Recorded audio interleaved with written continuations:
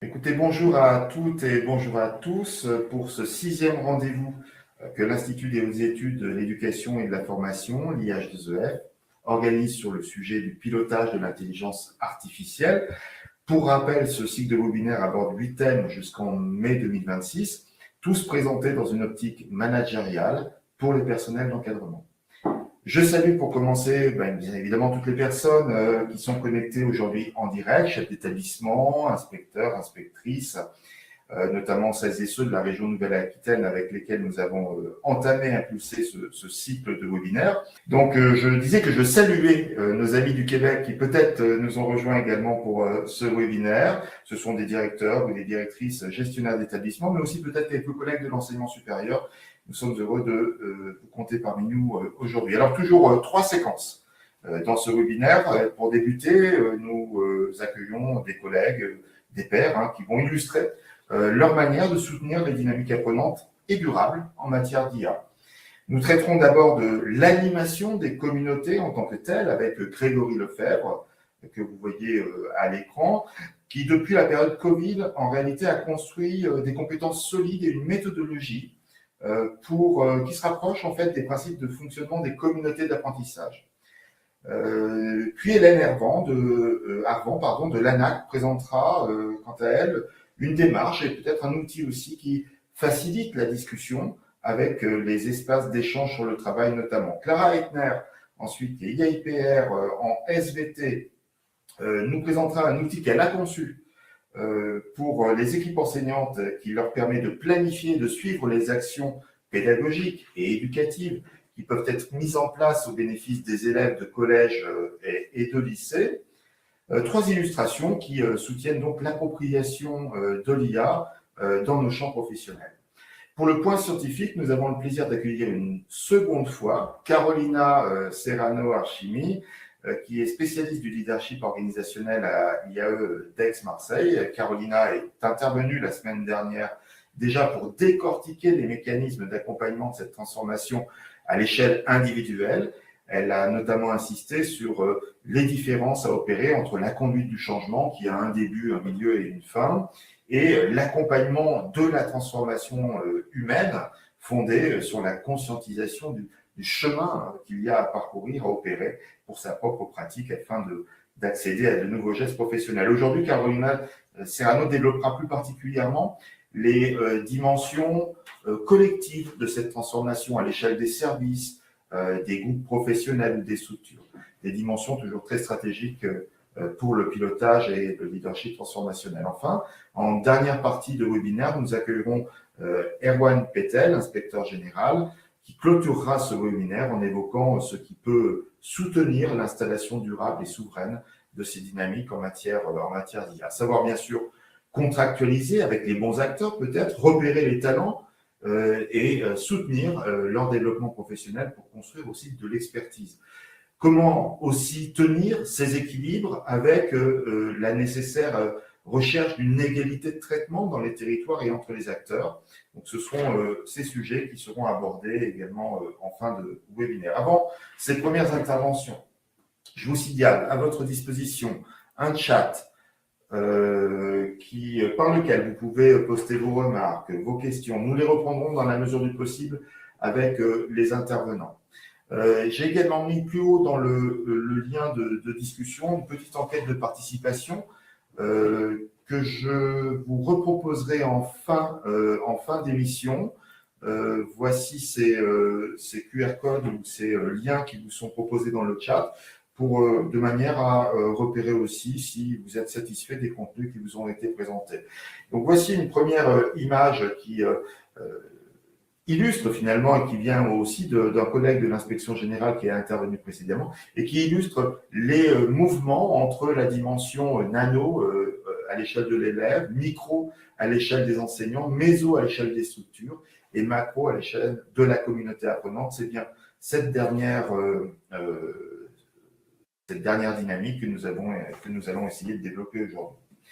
Donc, pour être un peu plus rapide, notre premier temps est donc consacré à l'organisation des échanges en matière d'IA. Je vais demander à Grégory Lefebvre de rester à l'image et peut-être aux collègues de masquer leur caméra en attendant leur tour, si je puis dire.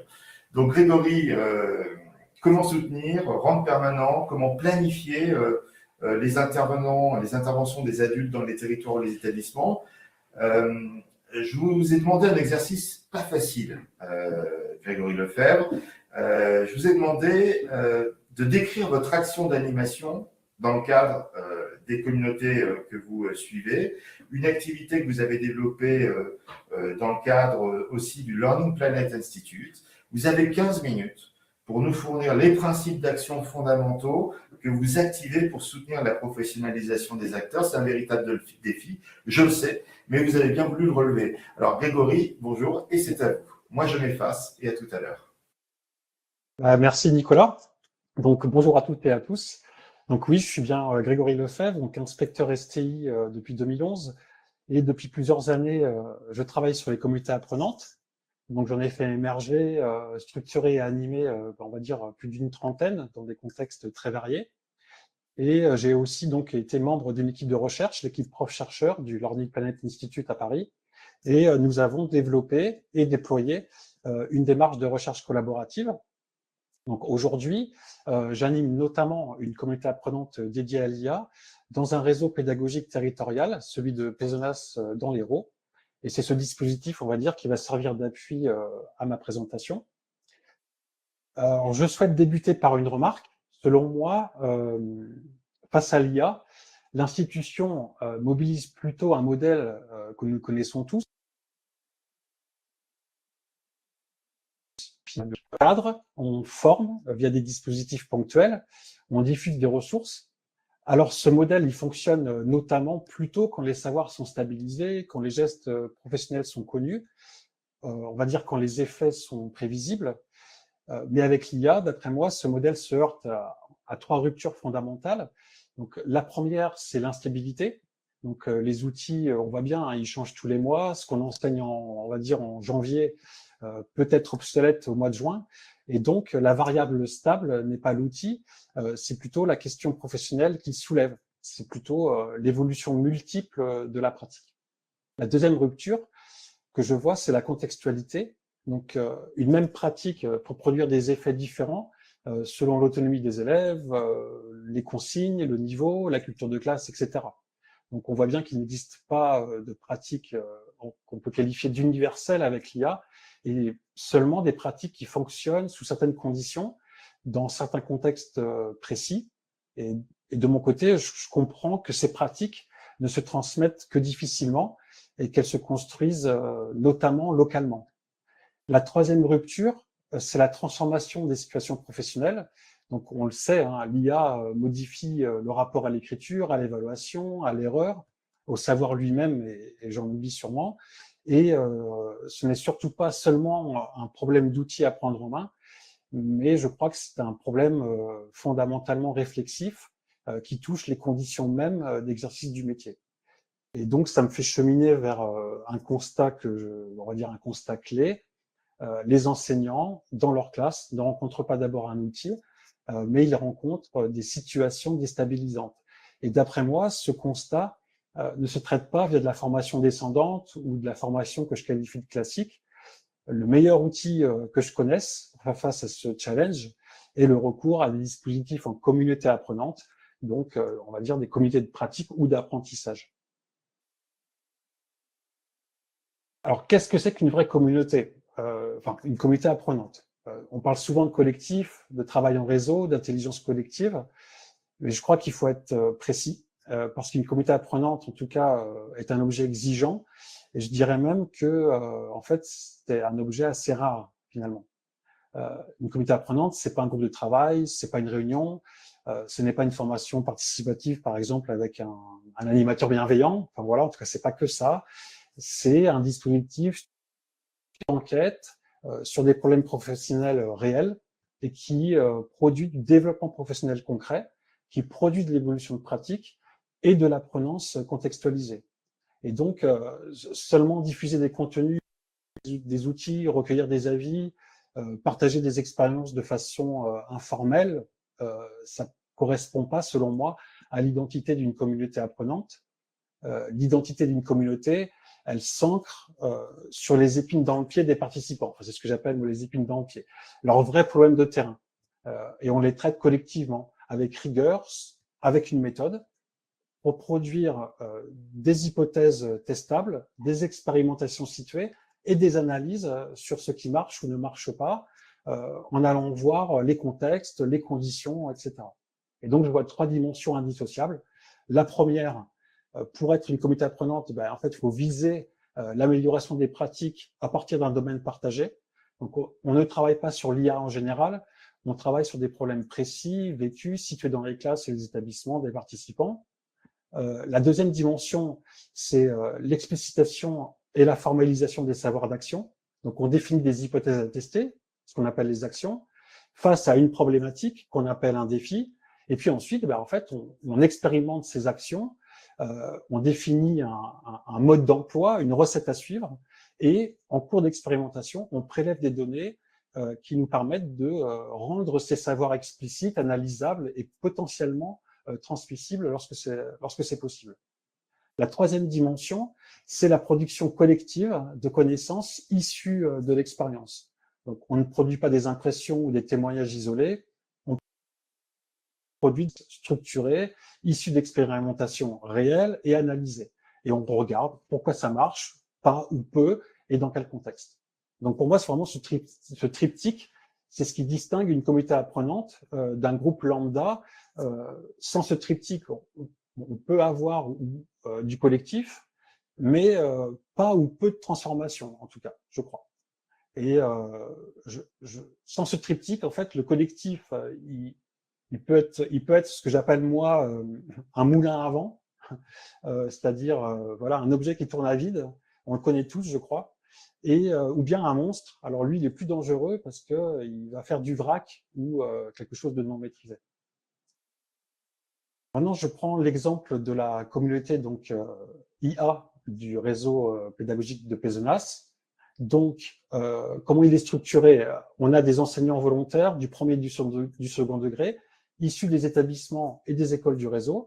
On mène des ateliers collaboratifs de 2 heures tous les 15 jours, le jeudi, en présentiel. Et c'est un dispositif de formation qui est financé par le AFC et qui court tout au long de l'année. Et c'est une communauté ouverte dans la durée.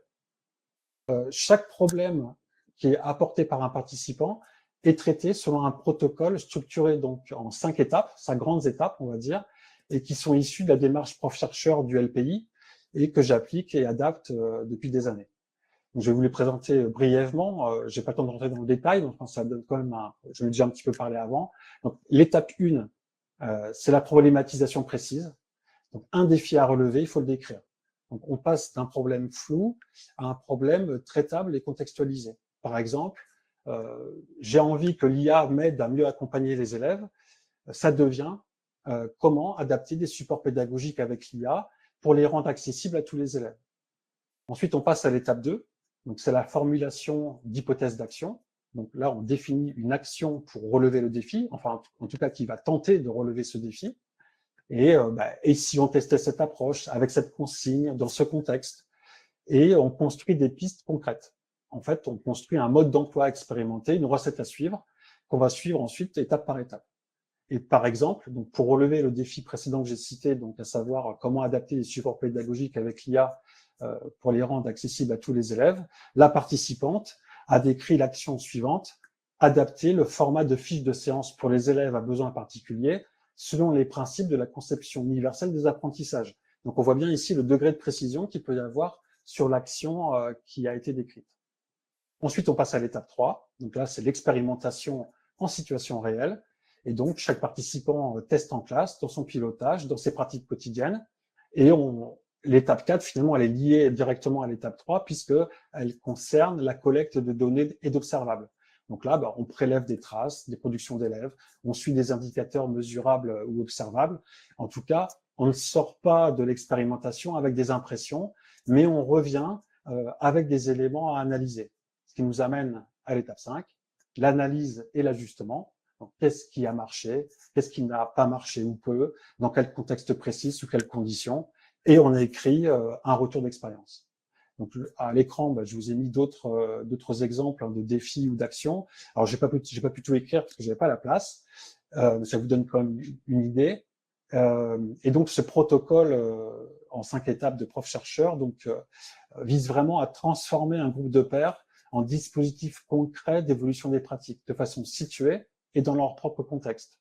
Donc, c'est pas de l'échange informel, c'est pas un moulin à vent, c'est pas un monstre, et c'est de l'ingénierie collaborative, on va dire. Alors, ici, je vous présente ce que j'appelle, moi, un métier. Alors, j'ai peut-être un peu loin, mais en tout cas, ça donne de l'importance, en tout cas, à l'idée. C'est être gestionnaire et animateur de communauté. Donc, pour que tout cela fonctionne, il faut un animateur, il faut quelqu'un qui s'occupe de la gestion. Et j'insiste vraiment sur ce point, cela ne s'improvise pas. Animer et gérer une communauté apprenante, ce n'est pas juste faire parler les gens ou créer du lien, c'est vraiment une véritable fonction. Et c'est pourquoi moi, je vais jusqu'à dire que c'est un métier, parce que c'est le métier de l'ingénierie pédagogique et sociale. Et avec l'équipe prof-chercheur du LPI, nous avons formalisé un référentiel de compétences spécifiques à ce rôle. Je vais vous en présenter brièvement les 5 blocs de compétences ou les 5 domaines. Ça mériterait d'avoir plus de temps, mais en tout cas, ça donne un premier visuel sur ce que ça comporte. Donc, le premier domaine, c'est assurer la gestion de la communauté. Donc, cela recouvre la construction de l'identité de la communauté. Qu'est-ce qu'elle est, pourquoi elle existe, ce qu'elle produit, quelles sont ses valeurs. Ça le recouvre également la coordination des rôles et des actions de la communauté. Ça comprend la communication interne et ça aussi a tendance, en tout cas, l'effet voulu est aussi de répondre aux enjeux stratégiques. Le deuxième domaine, c'est inscrire la communauté dans un écosystème éducatif. Donc, il faut savoir présenter le projet à l'institution, aux partenaires, aux décideurs. Il faut savoir collaborer avec d'autres collectifs s'il y en a, trouver des informations, des ressources extérieures.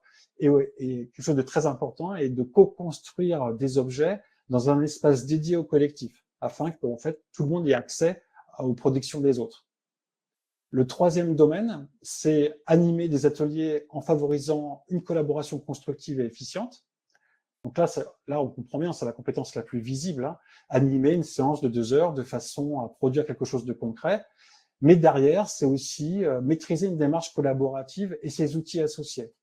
C'est aussi savoir favoriser l'intelligence collective, réguler les dynamiques de groupe, gérer, relancer et maintenir l'exigence, si possible, sans avoir une posture descendante. Le quatrième domaine, c'est faciliter une démarche de recherche collaborative. Donc, c'est garantir le suivi du protocole d'enquête, la démarche collaborative elle-même. Faire en sorte que la problématique et les hypothèses à tester soient formulées, précisément formulées, que les expérimentations aient bien lieu, que les données soient collectées en cours d'expérimentation. C'est aussi accompagner les participants à s'appuyer sur des travaux scientifiques pour définir tout cet ensemble lorsque c'est possible.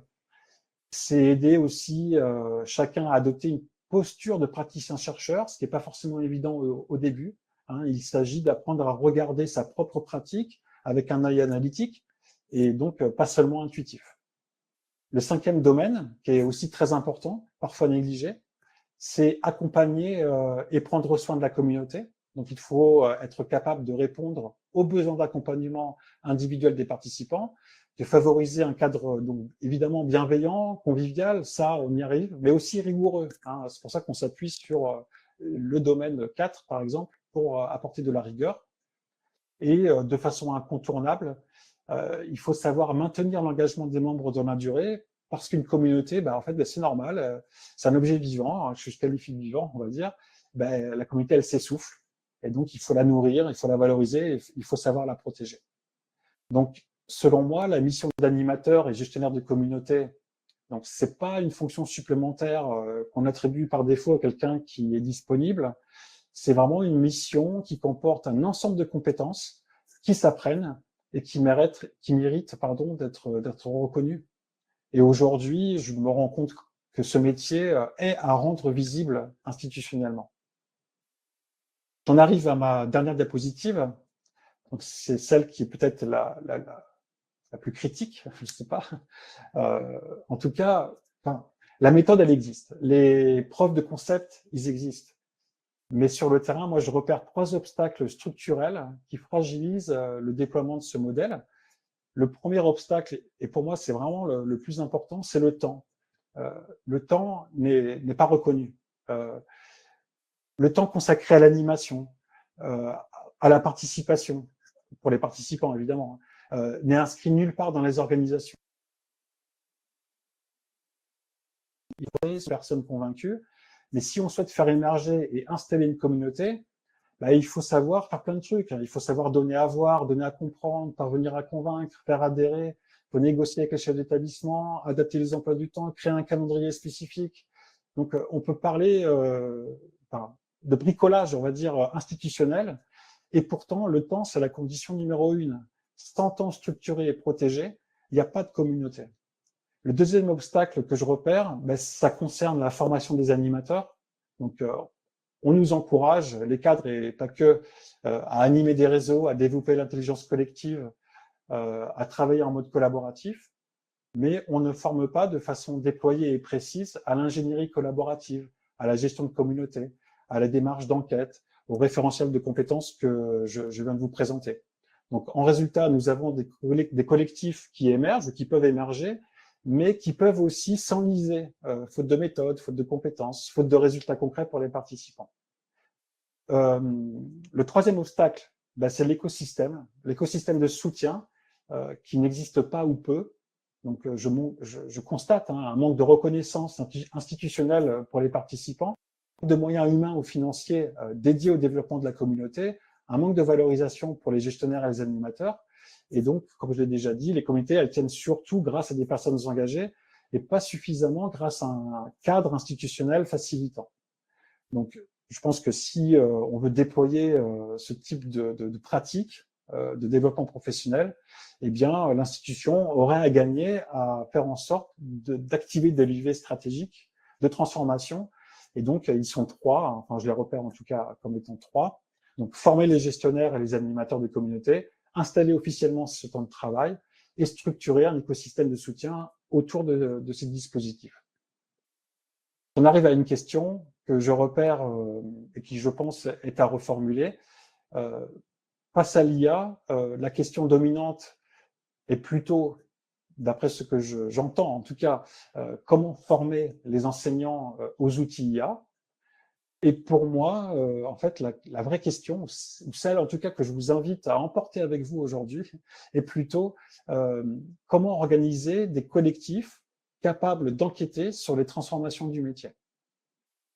Alors, je le redis en conclusion, je pense qu'une communauté apprenante, quand elle est correctement structurée, animée par des personnes compétentes et soutenue par un écosystème qui la reconnaît, alors elle est très efficace. Elle produit des usages crédibles parce qu'ils sont co-construits et concrets.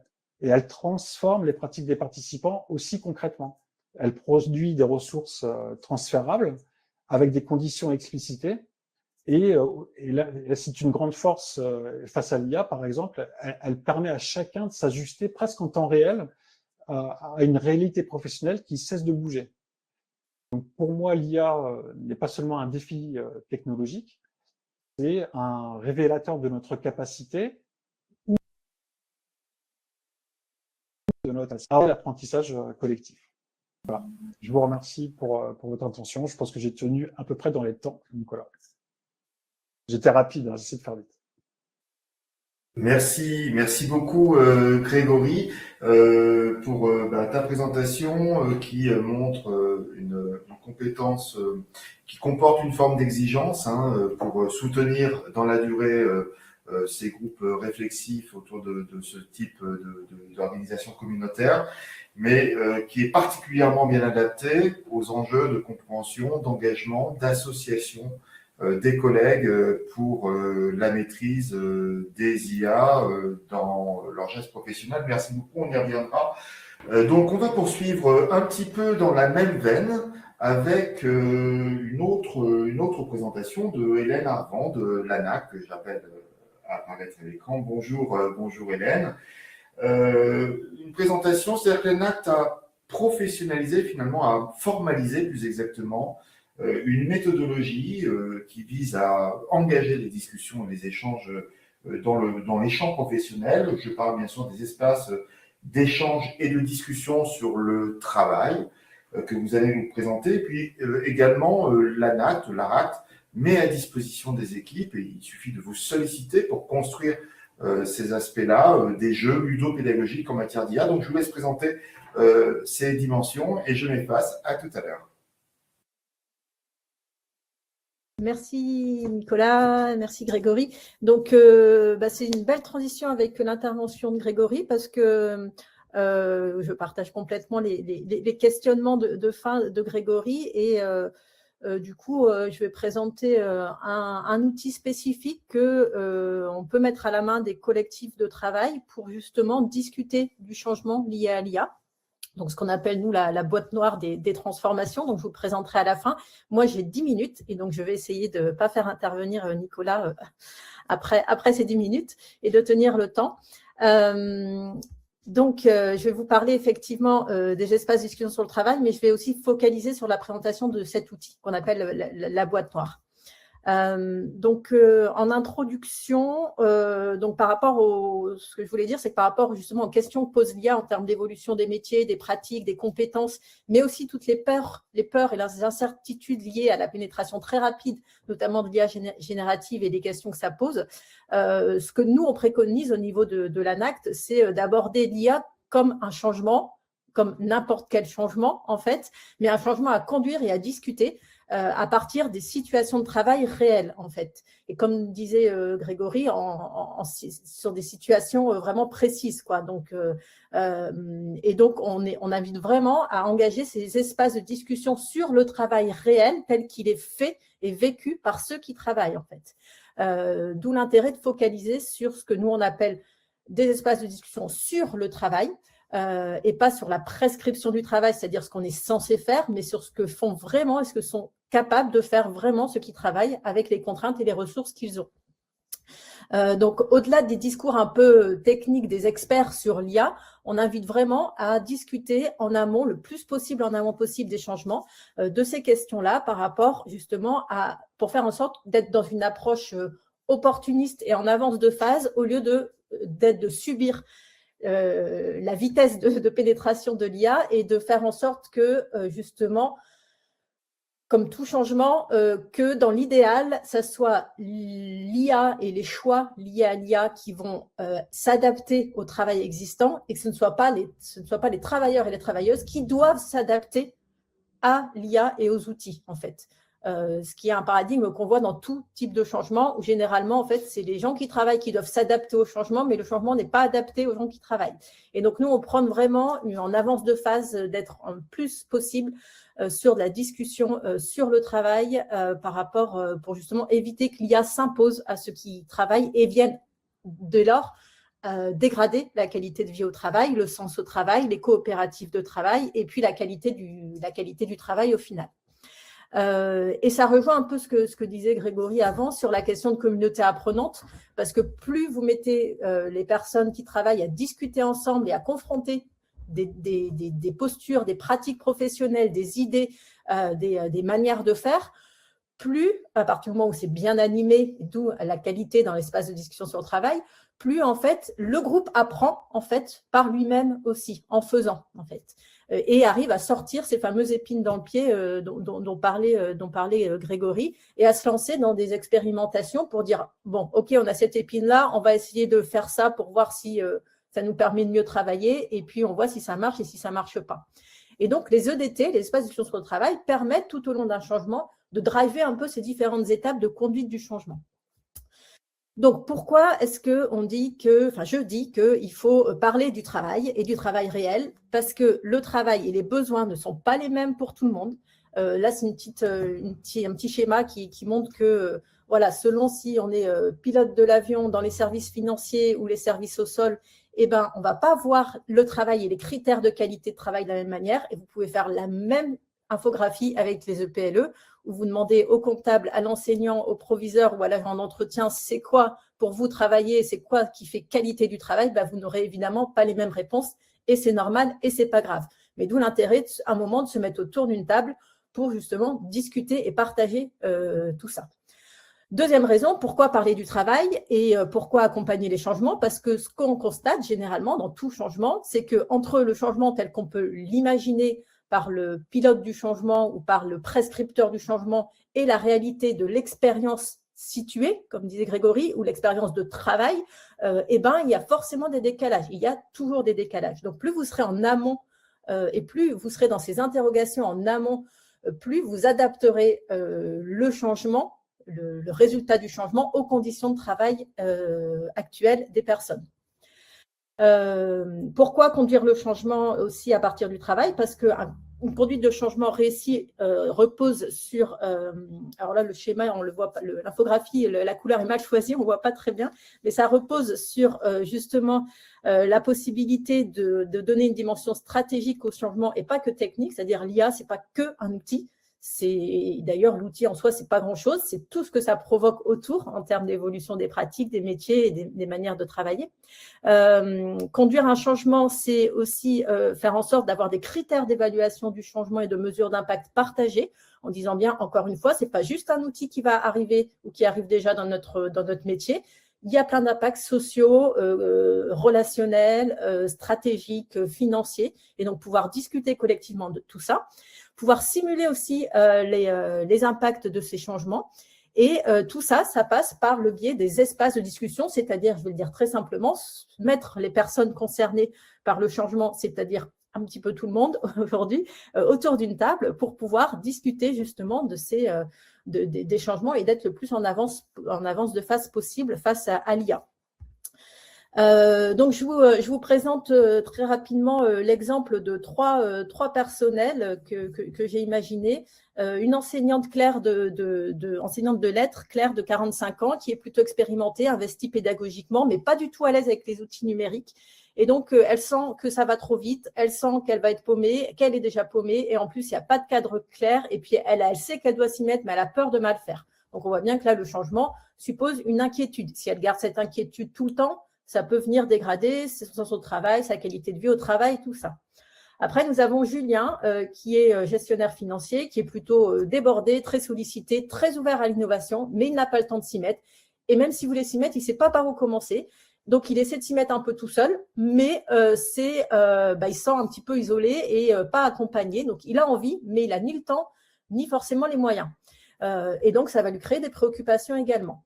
Et après, on a Samira, qui est jeune enseignante de 29 ans, qui elle est complètement à l'aise, elle est déjà curieuse, elle utilise déjà l'IA, elle est déjà en avance de phase, mais elle, du coup, elle a peur d'être isolée dans ses pratiques parce qu'elle est déjà vachement en avance et elle a peur aussi de mal faire.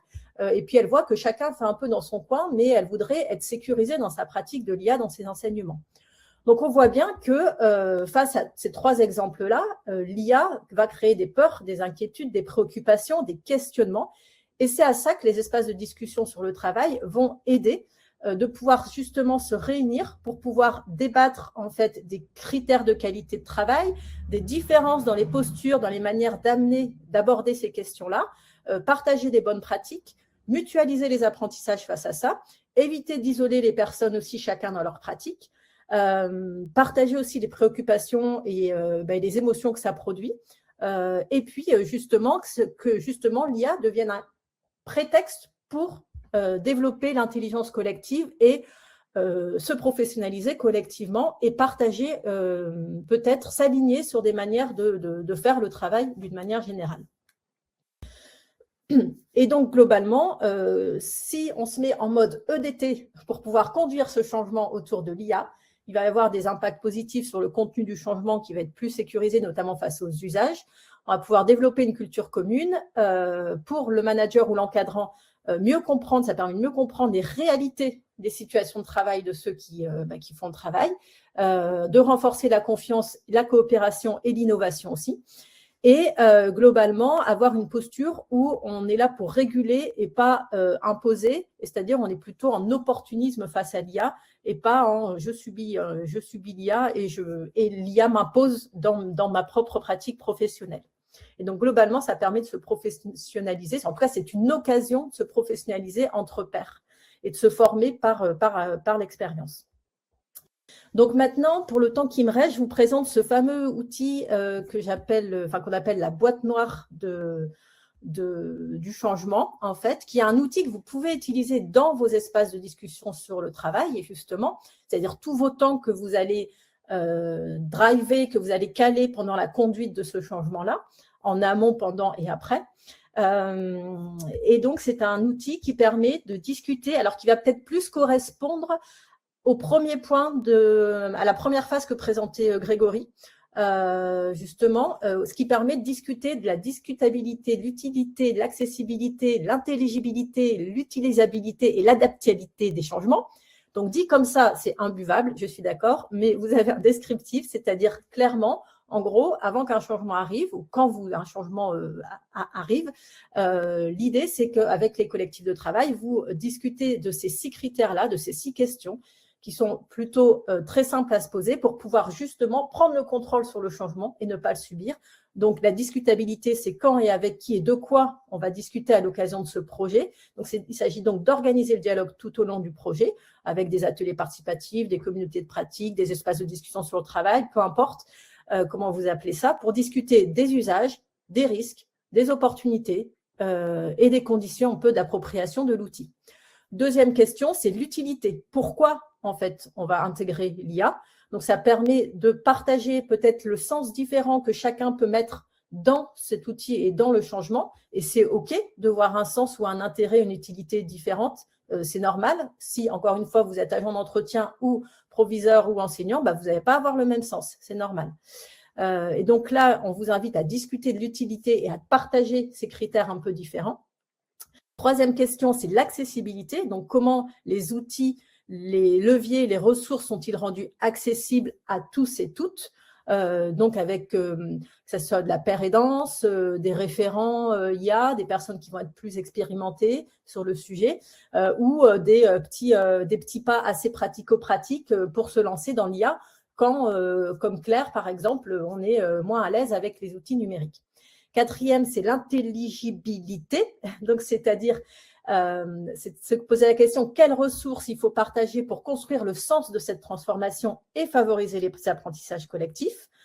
Donc, l'idée, c'est de se poser des questions sur les limites, les biais de l'IA, les bonnes pratiques, le cadre réglementaire et éthique, d'essayer aussi des choses concrètes pour un peu construire une compréhension partagée de ce sens-là, en fait, parce que ce n'est pas juste un outil, encore une fois. Cinquième question concernant l'utilisabilité. Donc là, on est plus sur ancrer les pratiques. Donc, il s'agit de se projeter en disant en quoi les changements qui vont venir sont-ils praticables et dans quelle mesure leurs usages va améliorer la vie au travail. Donc, il s'agit de se projeter en rendant l'usage de l'IA simple, utile et durable pour tous et toutes. Et là encore, vous aurez des différences de point de vue selon avec qui vous causez, mais le but, c'est de confronter ces divergences-là pour arriver à une représentation la plus commune possible. Et sixième question à se poser, c'est l'adaptabilité, c'est comment on va ajuster en continu, parce que si on reprend effectivement la conduite du changement, il y a un moment, il faut tester et puis avoir des retours d'expérience et s'ajuster pour devenir communauté apprenante, pour reprendre les propos de Grégory. Et donc, sixième question, c'est comment on anticipe ce travail-là d'évolution du dispositif, d'adaptabilité et d'ajustement en continu en faisant des tests, des retours d'expérience, en valorisant le droit à l'erreur et en apprenant de tout ça. Donc ça, c'est un outil pratico-pratique. Et là, Nicolas arrive, donc et ça tombe bien, j'ai fini, pour pouvoir justement discuter à partir de situations de travail précises des impacts de l'IA, parce qu'encore une fois, ce n'est pas juste un outil, ce n'est pas juste une technologie, et ce n'est pas l'IA en soi qui va transformer les organisations, mais c'est plutôt la manière dont elles sont discutées, appropriées et ajustées collectivement qui va faire que ça va le moins possible impacter le sens et les qualités de vie au travail. Et donc, pour reprendre la dernière phrase de Nicolas, c'est un révélateur des capacités d'apprentissage collectif, oui, et des capacités de discussion et de décision collective. Voilà. Merci beaucoup, Hélène.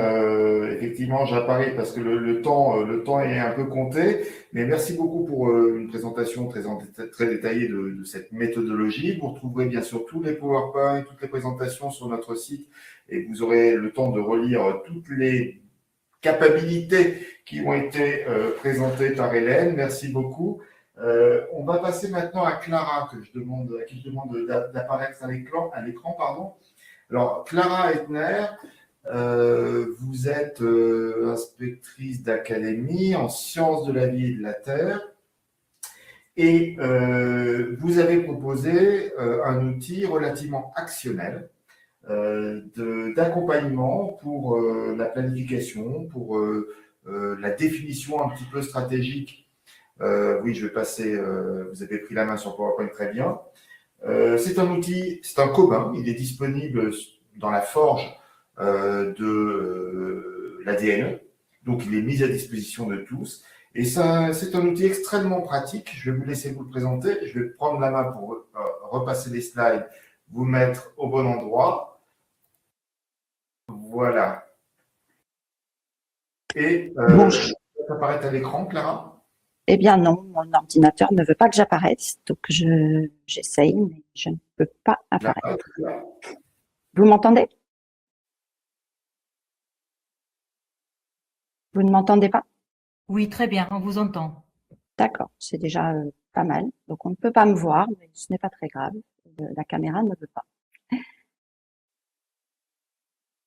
Alors merci, bonjour chers collègues. Donc dans l'Académie de Créteil, nous sommes un groupe d'une vingtaine d'inspecteurs qui se réunissent régulièrement depuis 3 ans autour des enjeux de l'IA sur nos métiers. Et en mars 2024, le contexte de départ de nos réflexions était celui de la rédaction de nouveaux programmes pour le cycle 4 qui avait été lancé et la lettre de saisine qui évoquait la prise en compte de l'apport de l'IA avec les possibilités d'utilisation pertinentes. 1 an plus tard, nous avons commencé à comprendre qu'il y avait un risque que chaque enseignant intègre dans sa discipline des liens vers l'IA ou qu'il n'en intègre pas sans se concerter en équipe disciplinaire ou même à l'échelle de l'établissement. Si on poursuit dans la chronologie, c'est en mai 2025 que le rapport de l'inspection générale recommandait de formaliser un curriculum de formation à l'intelligence artificielle. Et donc, à partir de la rentrée, nous avons décidé de concevoir une stratégie pour accompagner les équipes dans les établissements à la demande des chefs d'établissement qui étaient de plus en plus questionnés sur ce sujet par les enseignants. Alors pour ce faire, nous avons dressé la liste de tous les usages pertinents dans toutes les disciplines. Nous avons confronté à d'autres listes de compétences de l'intelligence artificielle pour les regrouper par thématique. Quelques mois plus tard, on a une web application qui a été conçue pour accompagner ces ateliers et c'est l'outil que je vais vous présenter dans un instant. Donc cette démarche, elle s'accordait bien avec la préconisation aussi du cadre d'usage de l'IA qu'on essaye de faire connaître au maximum par les équipes sur le terrain. Donc préconisation de transparence des usages qui est importante pour pas fracturer la salle des professeurs entre des usagers, des réfractaires et donc des collègues qui commençaient à avoir des usages très variables dans leur vie personnelle et aussi bien sûr professionnelle avec leurs élèves. Il nous paraissait important donc qu'il y ait un espace de dialogue qui puisse permettre aux équipes d'échanger sur ces usages, d'échanger entre eux, d'échanger avec leurs élèves, sachant que les élèves étaient demandeurs de ces échanges.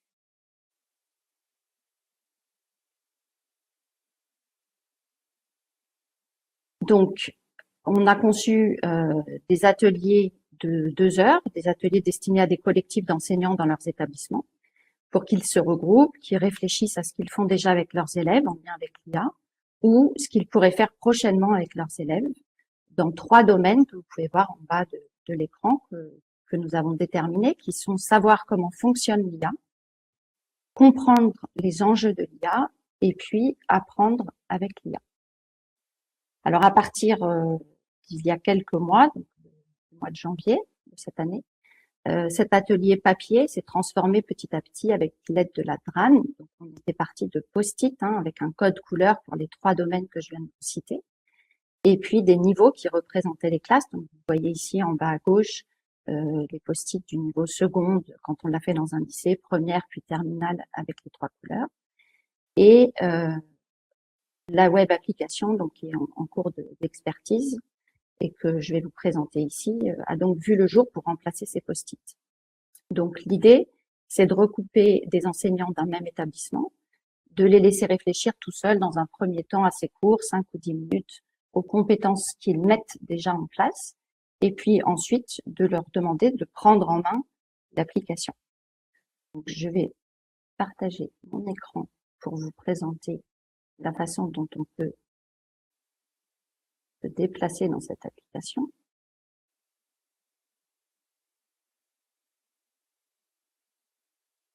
Voilà. Donc, vous voyez que quand on arrive sur cet outil d'explicitation de la progression des compétences, on a les 3 domaines qui apparaissent, savoir comment fonctionnent les IA, identifier les enjeux des IA et apprendre avec les IA. On peut choisir d'indiquer qu'on est en collège, en lycée ou en cité scolaire. Donc, par exemple, je décoche ici pour ne rester qu'en collège. Et ensuite, on a des étiquettes qui apparaissent à gauche qu'on va pouvoir positionner. Donc, par exemple, comprendre ce qu'est un algorithme.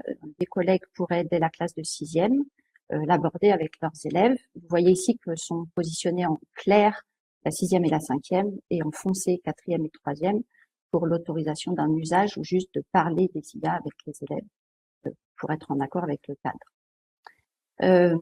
Vous voyez par exemple que on peut aussi personnaliser les étiquettes. Donc, si je suis un enseignant au hasard de SVT et que je veux distinguer qu'est-ce qu'est une IA adaptative et une IA générative, ben, je peux rajouter que c'est l'enseignant de SVT qui a décidé de le prendre en main en rajoutant sur l'étiquette que c'est SVT ou mettre mon nom. Je peux également, quand je vais valider l'étiquette, la personnaliser. Je peux dire que c'est une compétence que je vais pouvoir travailler soit à partir de la 6e, soit à partir de la 4e, donc 13 ans, l'âge auquel les élèves vont pouvoir s'en saisir. Et puis, si cette compétence fait partie des compétences que mes élèves ont travaillé parce qu'ils ont un badge PIX et qu'ils ont fait le parcours PIX-IA, bien, je vais pouvoir l'indiquer dessus. Et donc, si j'ai écrit ici que c'était PIX, c'est que je pense l'utiliser à partir de la 4e. On a ainsi des collègues qui nous ont dit qu'ils allaient pouvoir prendre en main les différentes étiquettes. L'idée n'est pas de les répartir toutes.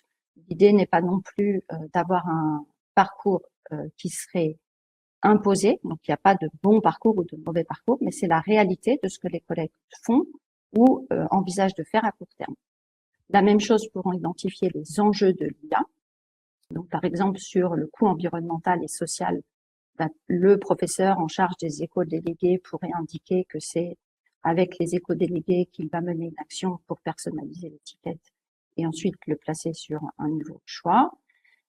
On a également des collègues sur les choix éclairés des usages de l'IA, la maîtrise des décisions par l'humain, le lien entre plagiat et fraude, qui pourraient s'en emparer évidemment dans toutes les disciplines. Je les place ici un peu au hasard puisque je ne suis pas concentrée sur l'endroit où je les mets. Dernière rubrique, la rubrique Apprendre avec les IA. Vous voyez que dans cette rubrique, vous allez pouvoir avoir l'utilisation des IA pour aider à mémoriser.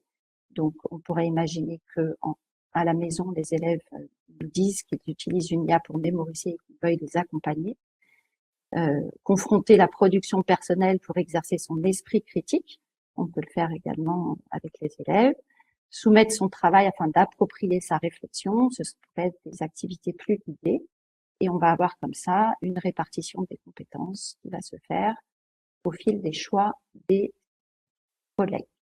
À la fin de cette répartition, donc la manière dont on le mène, c'est qu'on est dans des plénières où on réunit le collectif des enseignants volontaires pour travailler sur ces sujets. Donc toutes les disciplines sont représentées.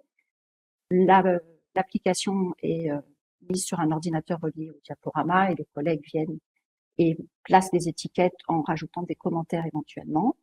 Et puis ensuite, vous avez la possibilité d'avoir une synthèse sous forme de tableau qui est exportable si on appuie sur imprimer. Il y a aussi la possibilité de sauvegarder la session qui va ouvrir un fichier qui peut ensuite être chargé la fois suivante quand on revient et si on veut retravailler sur ces compétences. Il n'y a pas de connexion avec un identifiant. Donc, quand on réinitialise tout, on revient au début et on peut recommencer ce travail.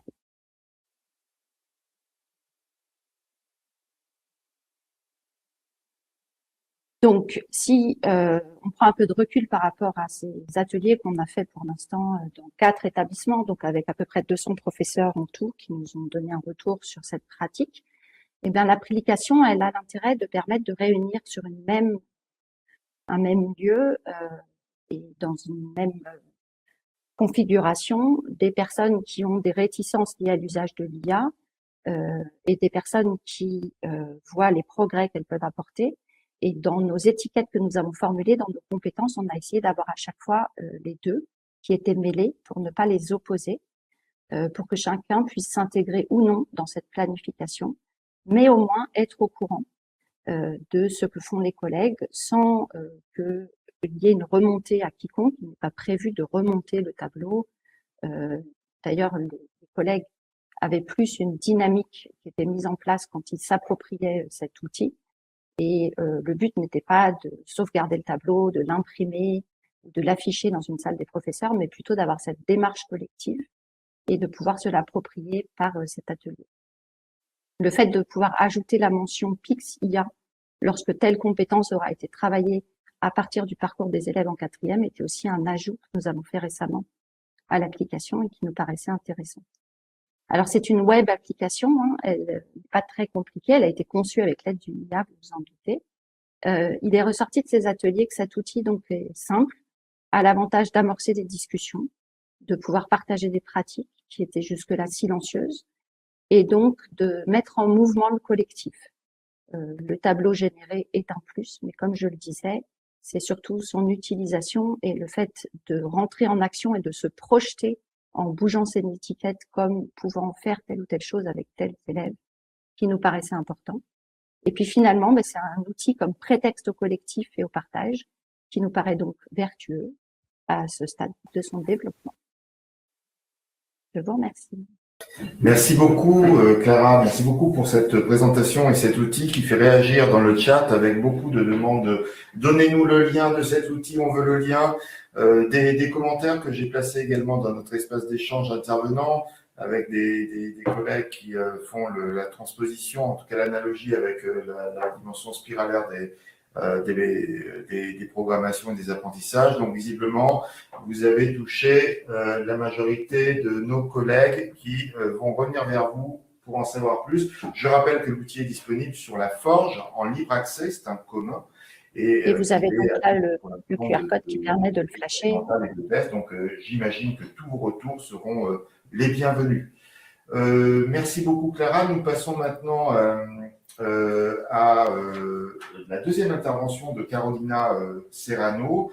Alors, accompagner les équipes, nous l'avions déjà abordé, c'est d'abord prendre en compte la mesure des effets que cette révolution technologique induit en éducation, des bouleversements qui tous les pans, on l'a vu, de l'activité, et qui peuvent aussi ébranler même la construction identitaire et professionnelle des acteurs. Faire de premiers pas dans ce nouveau monde, Carolina, nécessite de mener en parallèle un vrai travail réflexif sur les dimensions métiers et organisationnelles. Comment on accompagne une communauté d'acteurs à cheminer d'un point A à un point B, c'est ce que vous nous aviez présenté la fois dernière. Quelle est la nature même des transformations à opérer? Nous sommes à nouveau heureux de vous accueillir, Carolina, pour cette deuxième partie et poursuivre cet effort avec vous de conscientisation de ce que ce pilotage implique, cette fois plutôt dans l'optique organisationnelle. Je vous cède immédiatement la parole pour une vingtaine de minutes. Merci beaucoup, Carolina. Merci beaucoup, Nicolas. C'est bien évidemment moi qui te remercie pour ton invitation et pour la double invitation. Alors, je suis juste un petit peu en train de stresser pour trouver la présentation là où elle devrait être. Et j'arrive tout de suite.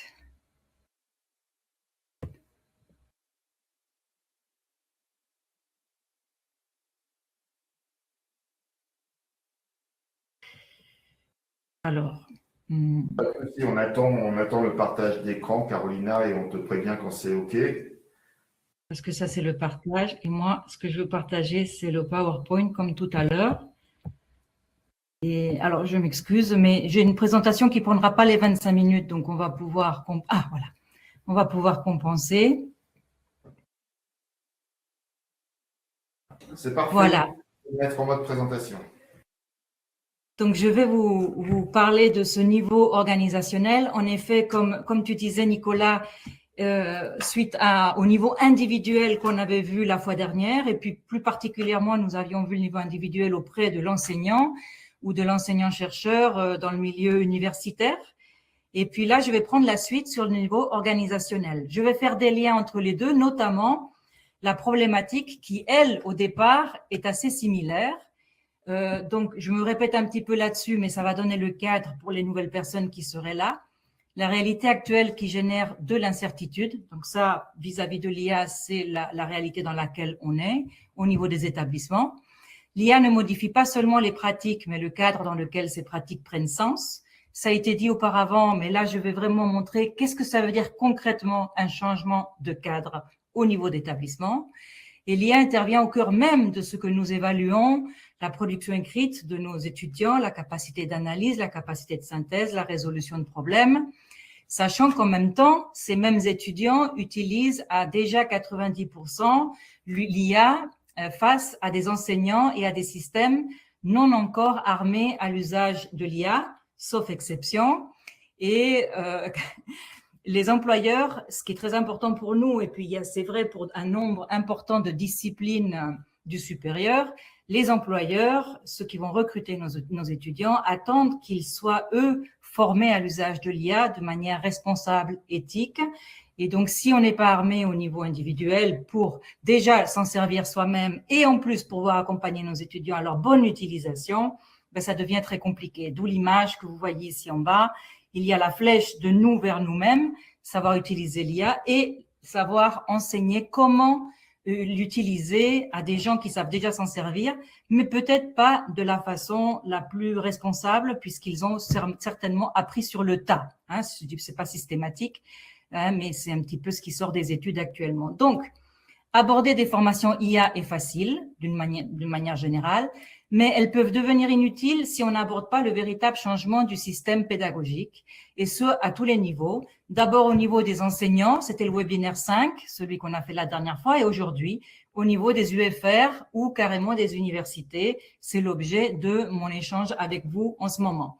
Donc, c'est important de savoir que c'est normal qu'il y ait une forme d'appréhension à tous les niveaux, hein, même au niveau des gouvernances, jusqu'au niveau des individus. Mais le pire ennemi, dans toute situation dans laquelle le changement est imposé par l'environnement, reste l'inaction.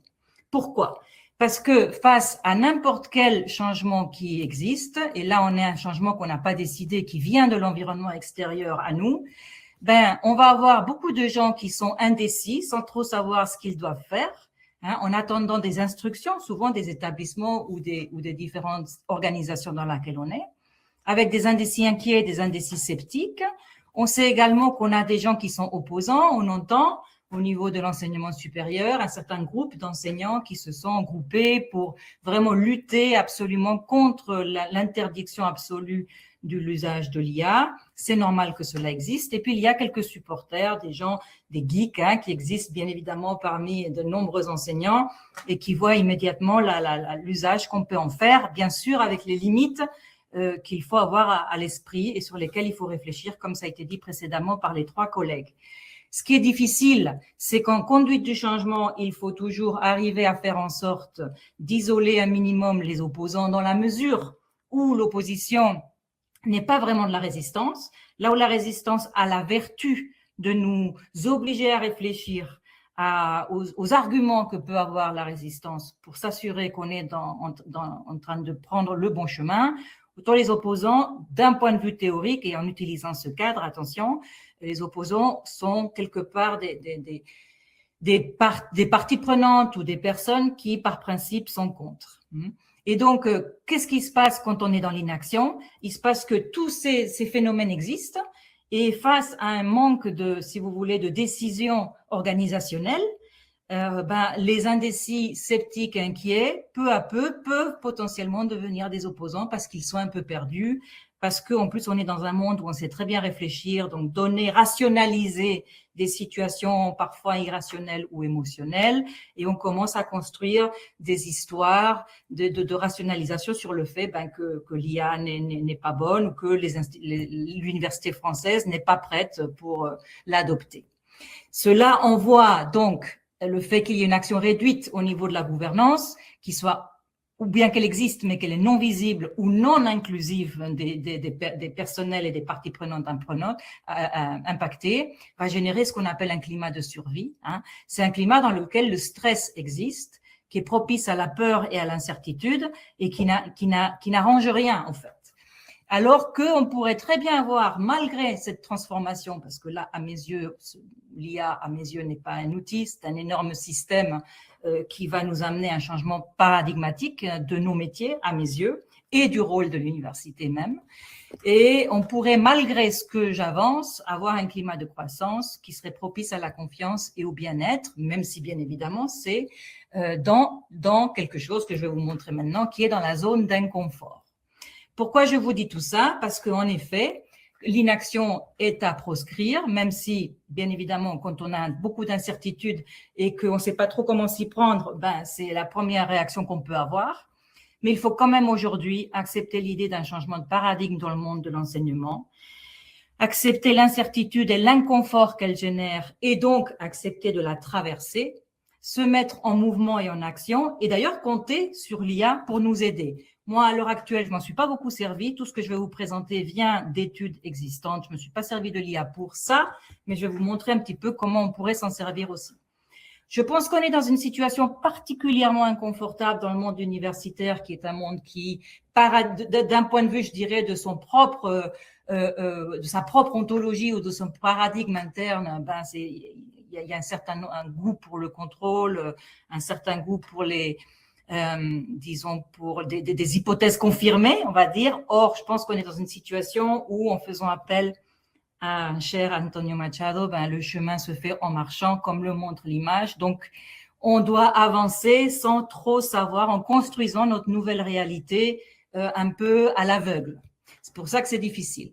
Je vais parler de la mise en mouvement des organisations et d'abord, je veux amener quelques concepts pour comprendre ce que ça veut dire avant de vous parler de qu'est-ce qu'on peut faire pour agir. Donc, pour comprendre, la première des choses, c'est que l'établissement ou des UFR ou des composantes dans les établissements, dans la situation de l'IA, avec la pression qui peut venir des enseignants-chercheurs et de l'ensemble d'ailleurs des personnels, on passe d'une zone de confort, je ne suis pas sûre qu'on ait souvent des zones de confort, mais en tout cas par rapport à ce sujet, à la réalité d'un changement dans notre métier, à une zone d'inconfort, voire je pense à une zone de panique. Pour moi, le fait qu'on ne soit pas dans le vert, mais qu'on soit un peu tombé dans une zone de panique, où on ne sait pas trop comment s'y prendre, expliquerait l'inaction. Mais bon, une fois qu'on a expliqué, ça suffit pas à l'accepter, n'est-ce pas? Quand on a un peu compris, on peut se dire, bon, on va tout faire pour réduire la panique et revenir à une zone d'inconfort qui permet un degré d'apprentissage. Et donc, un changement, je vais rien de vous dire que vous ne sachiez pas, c'est toute modification d'un état actuel de l'organisation, que ce soit un système comme une université ou un sous-système comme une composante ou une UFR, à un état B différent de l'état A, hein, sinon il n'y aurait pas besoin de changement ou de transformation. Au milieu, il y a une grande flèche qui correspond à un processus. Et ce processus se place dans le temps, ça peut être un temps court, un temps moyen ou un temps long, mais c'est un processus qui doit être traversé puisque entre le présent et le futur, pardonnez-moi pour le E, c'est une erreur que je vais corriger, il y a ce temps dans lequel il faut produire ce futur désiré. Alors, comment on va le produire? C'est ça qu'on va voir ensemble, parce qu'il y a différentes façons de le produire. Une, c'est de ne pas le produire du tout. L'autre, c'est d'imposer par du top-down, ce qui arrive énormément dans nos systèmes. L'autre, ça va être de le faire un peu en co-construction. Et on va voir qu'il y a des démarches en ce sens dont je vais vous parler.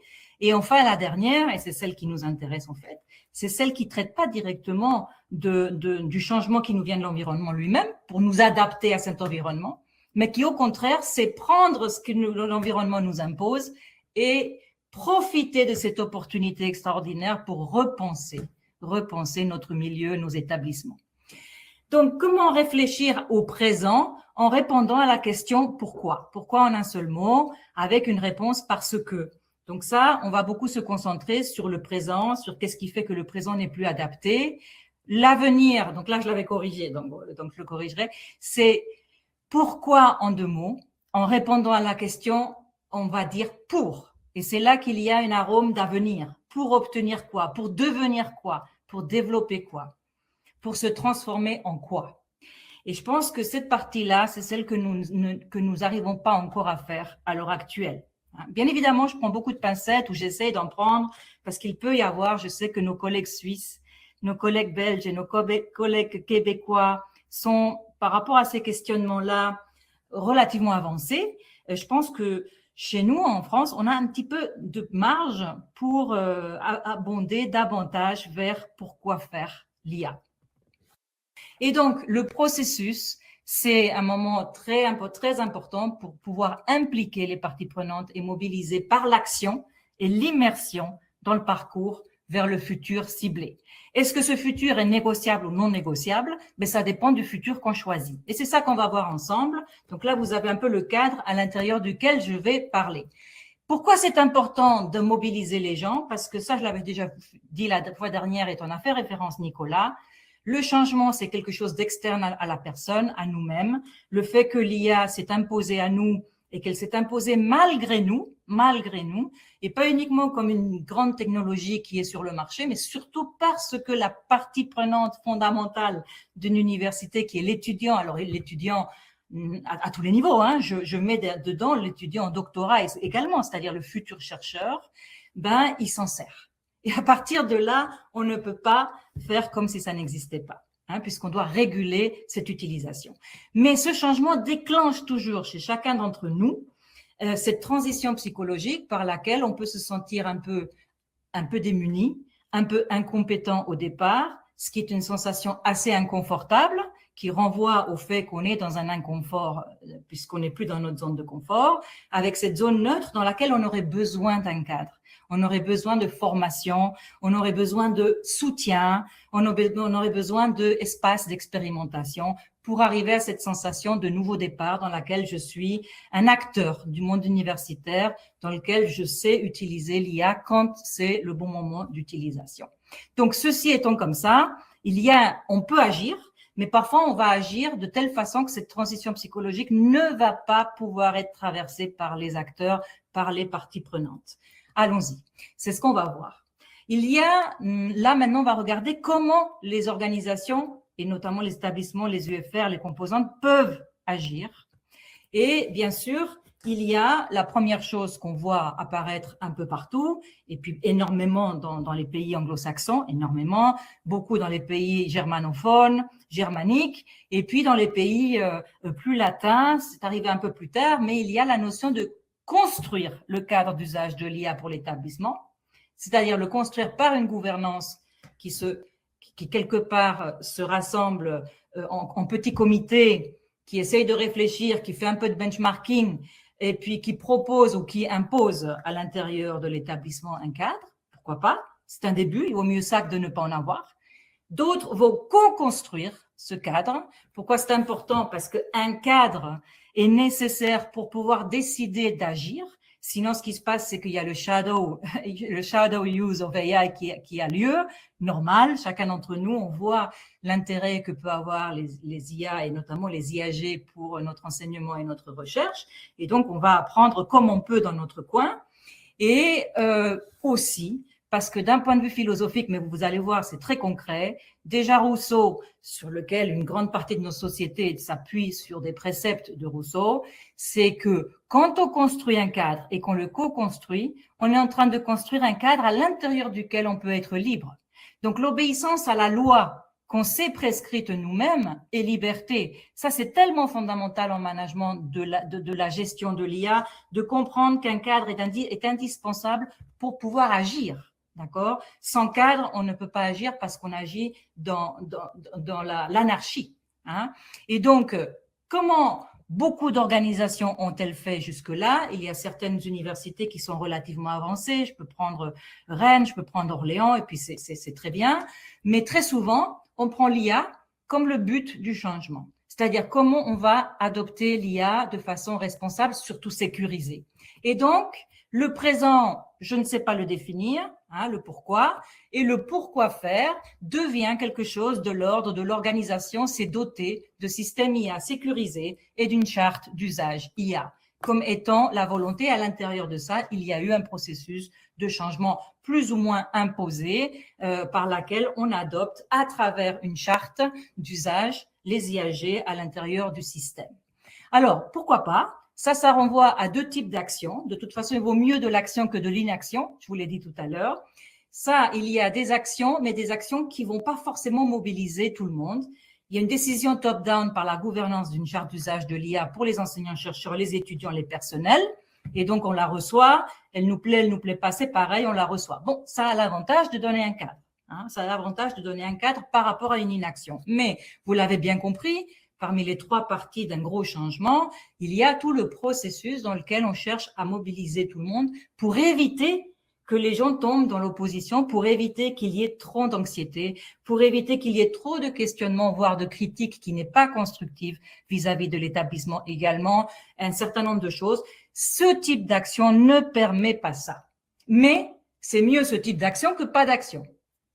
Il y a ensuite un deuxième type d'action qui est la co-construction à la fois top-down et bottom-up avec les parties prenantes impactées pour formuler la charte d'usage de l'IA pour les enseignants-chercheurs, les étudiants, les personnels. Et là, j'essaie d'oublier personne, bien évidemment. Et je m'excuse si quelqu'un ne se retrouve pas dans cette terminologie, bien sûr. Ce que je cherche à dire ici, c'est que bien sûr, ça prend du temps parce que tout de suite, on me dit, oui, mais Carolina, ça prend du temps. Ben oui, mais enfin, le coût de ne pas prendre ce temps, je pense qu'il est beaucoup plus cher à payer que le fait de faire face à ce temps qu'on prend en charge pour pouvoir traverser une incertitude et une complexité qui est celle dans laquelle on vit et qui va permettre d'arriver au moins à une charte d'usage IA qui ne sera pas parfaite et c'est pas très important qu'elle soit parfaite ou pas. Ce qui est important, c'est qu'elle existe parce qu'une charte d'usage est toujours dynamique, donc on peut la revoir et ça va permettre aux gens de se dire j'y ai contribué, j'en ai fait partie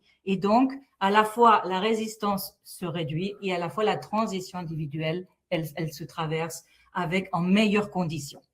Mais c'est un peu là-dedans que deux collègues que j'apprécie beaucoup, que j'ai souvent entendu, Christophe Battier et Jean-François Van Paul, ont fait toute une étude que je tiens vraiment à partager avec vous sur l'ensemble des chartes IA, sachant qu'en plus c'est un travail dynamique qu'ils font, ils maintiennent à jour leurs sources qui d'ailleurs sont partagées, et ils ont analysé un peu comme vous le voyez, en considérant que les chartes IA étaient un indicateur des stratégies de positionnement des établissements d'enseignement supérieur face à l'arrivée de l'IA générative. Et donc, je ne vais pas rentrer, donc je vous ai mis le lien là sur YouTube. C'est un YouTube disponible pour tout le monde, très intéressant, qui résume leurs analyses. Je voulais juste vous dire que tout ça a permis de créer un diagnostic de la readiness, comment on dit readiness,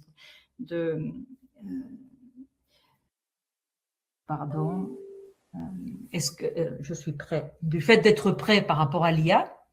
Et donc, vous voyez qu'il y a 10 dimensions évaluées, 40 questions cibles, 5 niveaux de maturité et 15 minutes pour le compléter, ce questionnaire. Et je vous montre très rapidement au moins les niveaux. Ça, c'est les niveaux que l'étude qu'ils ont fait permet d'identifier, un niveau non démarré, donc par rapport à l'IA, sensibilisation initiale de l'IA, structuration de l'IA, déploiement avancé de l'IA, et le 5e, excellence d'usage, de mise en place de l'IA. D'accord? Et puis, il y a, pardonnez-moi, non, s'il te plaît. Dès que je bouge quelque chose, il se bloque. En tout cas, il y a voilà les 10 dimensions évaluées. Donc, la conscience des risques, l'intégrité académique, l'esprit critique et la vérification, les protections des données personnelles, la transparence et la traçabilité, la formation et le développement des compétences, l'équité et l'inclusion, la responsabilisation, la dimension humaine et le positionnement philosophique de l'IA à l'intérieur des établissements. Vous voyez que tout ça est extrêmement vertueux, vous pouvez y avoir accès, mais je mets un mais, même à ça. Pourquoi? Parce que dans ces démarches, vous voyez que l'objectif qu'on recherche, l'état futur dans le changement, reste l'adoption de l'IA. Et en fait, c'est déjà énorme comme information, mais je pense que sur le plan organisationnel, on perd une opportunité en or si on fait comme ça, alors qu'on est dans le moment qui nous permet d'aller vers un vrai apprentissage organisationnel. On n'est pas bien armé pour le faire, mais j'ai besoin que vous compreniez ce que c'est l'apprentissage organisationnel tellement c'est puissant. Il y a, bon, c'est un peu des gros mots, mais on s'en fiche, stratégie d'action, ça veut juste dire ce qu'on fait. Ce qu'on fait. Donc, ce que fait par exemple une composante ou ce que fait un établissement universitaire a des conséquences. Aujourd'hui, comment on appelle ça? On appelle ça les impacts.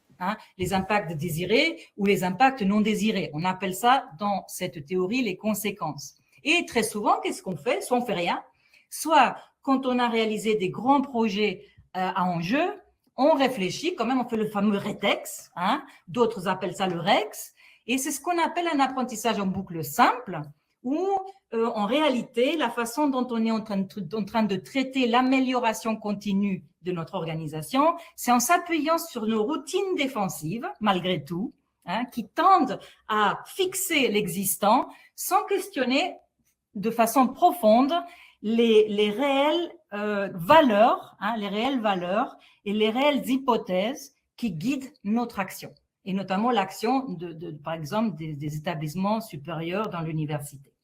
Et donc, il réduit, ça permet quand même d'avoir une démarche constructive, mais ça réduit la vulnérabilité, le sentiment d'incompétence qu'on peut avoir quand on s'aperçoit que la qualité de nos projets n'est pas extraordinaire. Cela veut dire que ce qui nous intéresse et ce que Argyris et ses compères ont démontré, c'est qu'il faut aller beaucoup plus loin quand on réfléchit à ça, et c'est aller vers les variables gouvernantes. Les variables gouvernantes, c'est quoi? C'est vraiment identifier qu'est-ce qui nous pousse à agir au niveau, par exemple, d'un établissement universitaire, au niveau d'une composante, au niveau d'une UFR.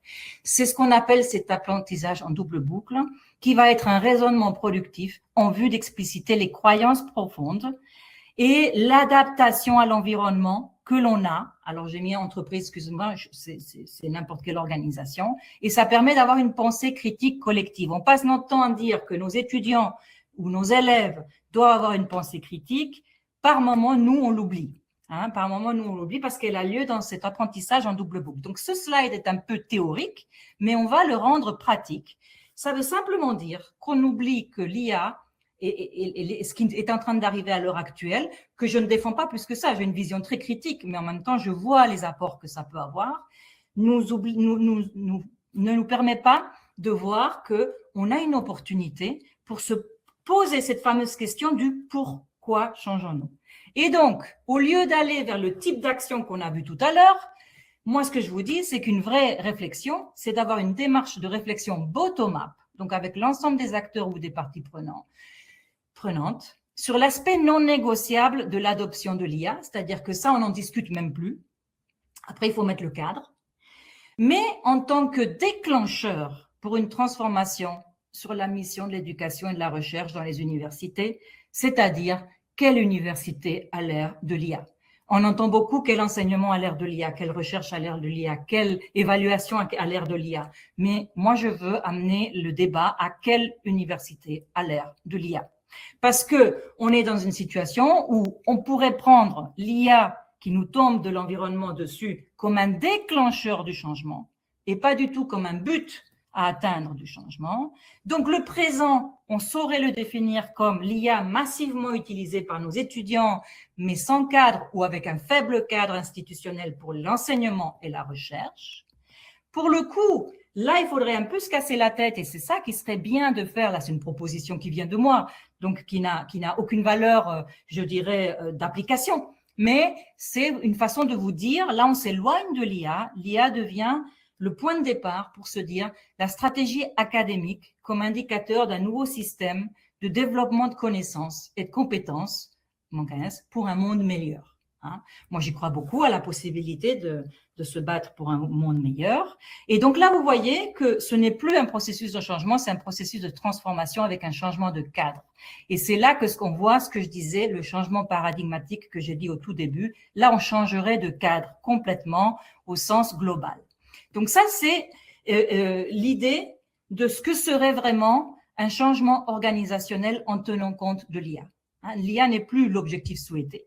L'IA est ce qui nous permet, à la fois dans le présent et dans le processus, d'arriver à un avenir souhaitable, désirable, plutôt que de rester un peu dans une action limitée qui va faire que l'université, peu à peu, pourrait ne plus être vue comme le lieu où on construit des étudiants citoyens, des étudiants qui, dans les organisations où ils vont aller travailler ou dans les organisations qu'ils vont créer par eux-mêmes, si c'est des entrepreneurs, ils vont avoir les valeurs citoyennes qu'on veut qu'ils aient. Donc, important de parler de l'IA ouvertement, ni encensement, ni dénigrement, une approche critique et constructive. Co-construire un cadre d'usage, ça on en a parlé. Faire en sorte qu'il y ait en effet de la formation qui est disponible, on se pose même pas la question, ça devient même pas un sujet, d'accord? Former massivement les étudiants à l'usage de l'IA responsable et éthique, revenir à la dimension citoyenne de l'enseignement. Pourquoi je dis ça? Parce que moi je suis dans un IAE et par moment, nos étudiants commencent à se comporter comme des clients et on ne les reprend pas toujours là-dessus. Et vous savez, la différence entre un citoyen et un client, c'est la suivante, et vous le savez aussi bien que moi, voire mieux, un client pense avoir que des droits, alors qu'un citoyen sait qu'il a des droits, mais il a aussi des devoirs. Et je pense qu'il faut revenir là-dedans, et l'IA nous permet de revenir là-dessus. Créer des lieux collectifs intracomposantes, transversaux de réflexion, d'expérimentation, de nouveaux modes d'enseignement, de nouveaux modes d'apprentissage, inclure les étudiants, inclure les anciens diplômés. Qu'est-ce qu'un monde meilleur? Qu'est-ce qu'une université au service d'un monde meilleur? Financer des projets de réinvention de l'université, permettre, soutenir l'expérimentation des initiatives locales, les valoriser. Et donc, voilà, c'est ça ce que je considère qu'un changement organisationnel à l'ère de l'IA est. La théorie le soutient, hein, comme vous avez pu le voir, la théorie le soutient, c'est tout à fait possible. Et je vais finir en vous disant qu'il faut profiter de l'opportunité de cette situation parce qu'elle offre aux établissements universitaires cette possibilité d'avoir en plus un triangle inversé, vous le voyez là, hein, donc pas très français, avec une distance hiérarchique plus faible, dans laquelle la gouvernance est en dessous, elle soutient le triangle, elle soutient l'établissement. C'est pour ça qu'elle est en bas.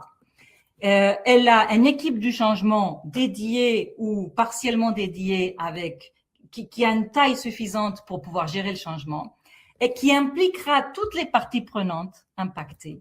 Et c'est en faisant ça qu'on va se débarrasser de la peur parce qu'on va mettre les gens dans l'action vers un projet certes complexe, mais porteur de sens pour toutes les parties prenantes.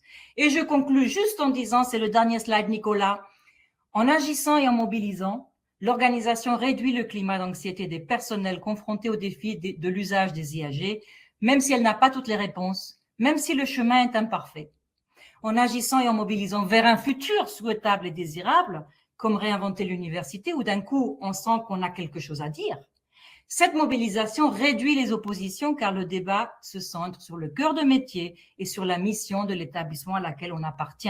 Donc pour le coup, on sent qu'on a notre mot à dire, là où on peut ne pas toujours sentir qu'on a notre mot à dire sur quelque chose qu'on ne maîtrise pas, comme par exemple l'IA. Et donc, vous voyez, je n'ai pas utilisé l'IA pour mon scénario pédagogique, pour mon contenu textuel, pour quelques images que j'ai partagées avec vous, je m'en suis servi. Et je vous remercie énormément de votre écoute et de votre intérêt. Merci, Nicolas.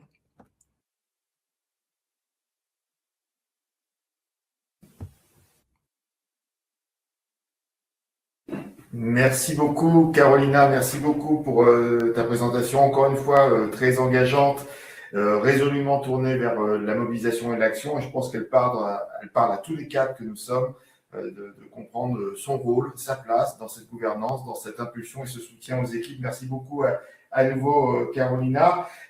Nous avons pris un peu de retard, mais ça n'est pas très grave puisque l'heure est là et Erwan Bettel aussi. Ultime intervenant de notre webinaire. J'ai le plaisir de vous accueillir. Vous êtes inspecteur général et membre du comité directeur de l'Observatoire international sur les impacts sociétaux de l'intelligence artificielle et du numérique. Vous avez été aussi rapporteur de la commission sur l'intelligence artificielle IA, notre ambition pour la France. Et je dois dire que vous êtes particulièrement engagé aussi avec les académies, les territoires, en répondant dès que vous le pouvez, souvent positivement, aux journées thématiques, symposiums, réunions, colloques qui sont organisés. Vous êtes très sollicité et souvent très, très présent. Merci beaucoup, Monsieur Bettel.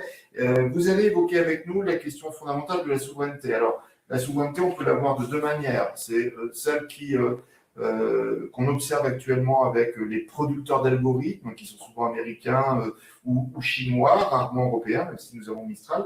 Mais la souveraineté, c'est aussi probablement plus fondamentalement notre capacité à se saisir avec pertinence de ces nouveaux modèles, de cette nouvelle technologie et d'aligner ces usages dans des buts éducatifs et citoyens. Et je pense que c'est comme ça que vous allez souhaiter commencer votre intervention. Je vous laisse immédiatement la parole, Erwan, et à tout à l'heure pour, si on a le temps, de questions. Merci Nicolas, merci beaucoup. Je vais essayer. Je passe le diaporama, allez-y. Essayer aller directement. Donc on doit être à quoi la diapositive? C'est quoi les... Je vous laisse la main. Ouais. Est-ce que c'est bon? Alors, hop, on retourne un peu en arrière. Et voilà. Merci beaucoup, Nicolas. Donc, bonjour à tous. Merci infiniment, encore une fois, Nicolas, de m'avoir proposé de venir. Merci à tous les intervenants précédents. Parce qu'en fait, j'ai pratiquement plus rien à dire. Et c'est vraiment intéressant parce que il y avait à la fois du monde éducation nationale et du monde enseignement supérieur. Et c'est intéressant, de voir les spécificités de choix et d'action et d'organisation de chacun, mais aussi les recouvrements et le consensus général qu'il y a sur le sujet. Avec, moi, ce que j'ai beaucoup aimé avec Carolina sur la fin, une vue finalement assez positive de la situation, et il faut être, je pense, positif et apaisé en fait par rapport à cette révolution que nous vivons. Mais comme toute révolution, c'est absolument passionnant intellectuellement. Alors moi, j'ai réalisé mon diaporama avec IA générative. J'aime bien, une fois de temps en temps, la solliciter. J'aime bien en utiliser et expérimenter en fait à cette occasion. Cette fois-ci, j'ai utilisé Notebook LLM. J'étais allé il y a une quinzaine de jours à un séminaire en Suisse où j'avais vu un petit peu son usage. J'avoue, je n'avais pas tellement utilisé jusqu'à maintenant. Et donc voilà, donc je me suis amusé à prompter avec elle, et c'est donc le résultat que vous voyez face à vous. Donc comme le disait Nicolas, le sujet qu'il m'avait indiqué était celui de la souveraineté. On peut l'avoir par un spectre évidemment de bataille, de compétition entre les IA nationales et les IA internationales, avec un paysage que vous connaissez bien, où on a un acteur national qui est Mistral, je parle d'opérateurs privés, détenant un modèle, et puis de très nombreux acteurs internationaux. La compétition et la notion même de souveraineté, ça serait facile si elle s'arrêtait là. Il faut savoir quand même qu'elle est un tout petit peu plus complexe que ça, puisque tout modèle a été alimenté par des corpus d'apprentissage qui sont globalement les mêmes. Les banques sont les mêmes et principalement basées aux États-Unis, mais reposent sur de la bibliographie, notamment scientifique, qui est internationale. Donc, disons que ce qu'on peut qualifier de grands biais d'apprentissage et de manipulation corporatiste partiale ou nationaliste sont des sujets éminemment politiques. De manière générale, les IA génératives ont été alimentées par globalement les mêmes corpus d'apprentissage. Les infrastructures est un autre sujet. En Europe, on n'est pas très très fort pour l'instant en infrastructure ni de calcul ni de data center, mais vous le savez, les choses évoluent assez rapidement avec des promesses d'investissement. Alors, les actualités incertaines peuvent remettre en cause un certain nombre de choses, puisque 50 milliards avaient été promis par les Émirats arabes unis, notamment dans le cadre d'investissements massifs en France d'infrastructures de data center, pardon.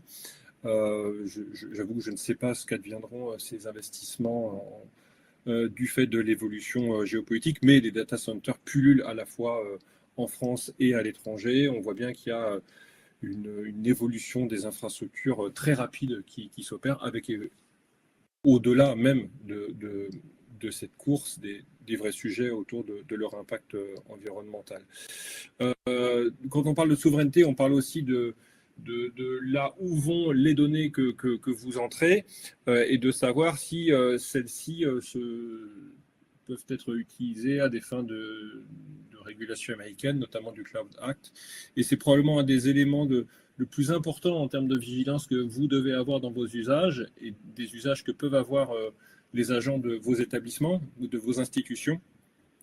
C'est, comme le disait, je crois aussi Carolina, ce sujet du shadow IA, du shadow use of IA, qui peut poser problème, à savoir que des données sensibles peuvent être utilisées et comment dire, être analysées, utilisées par des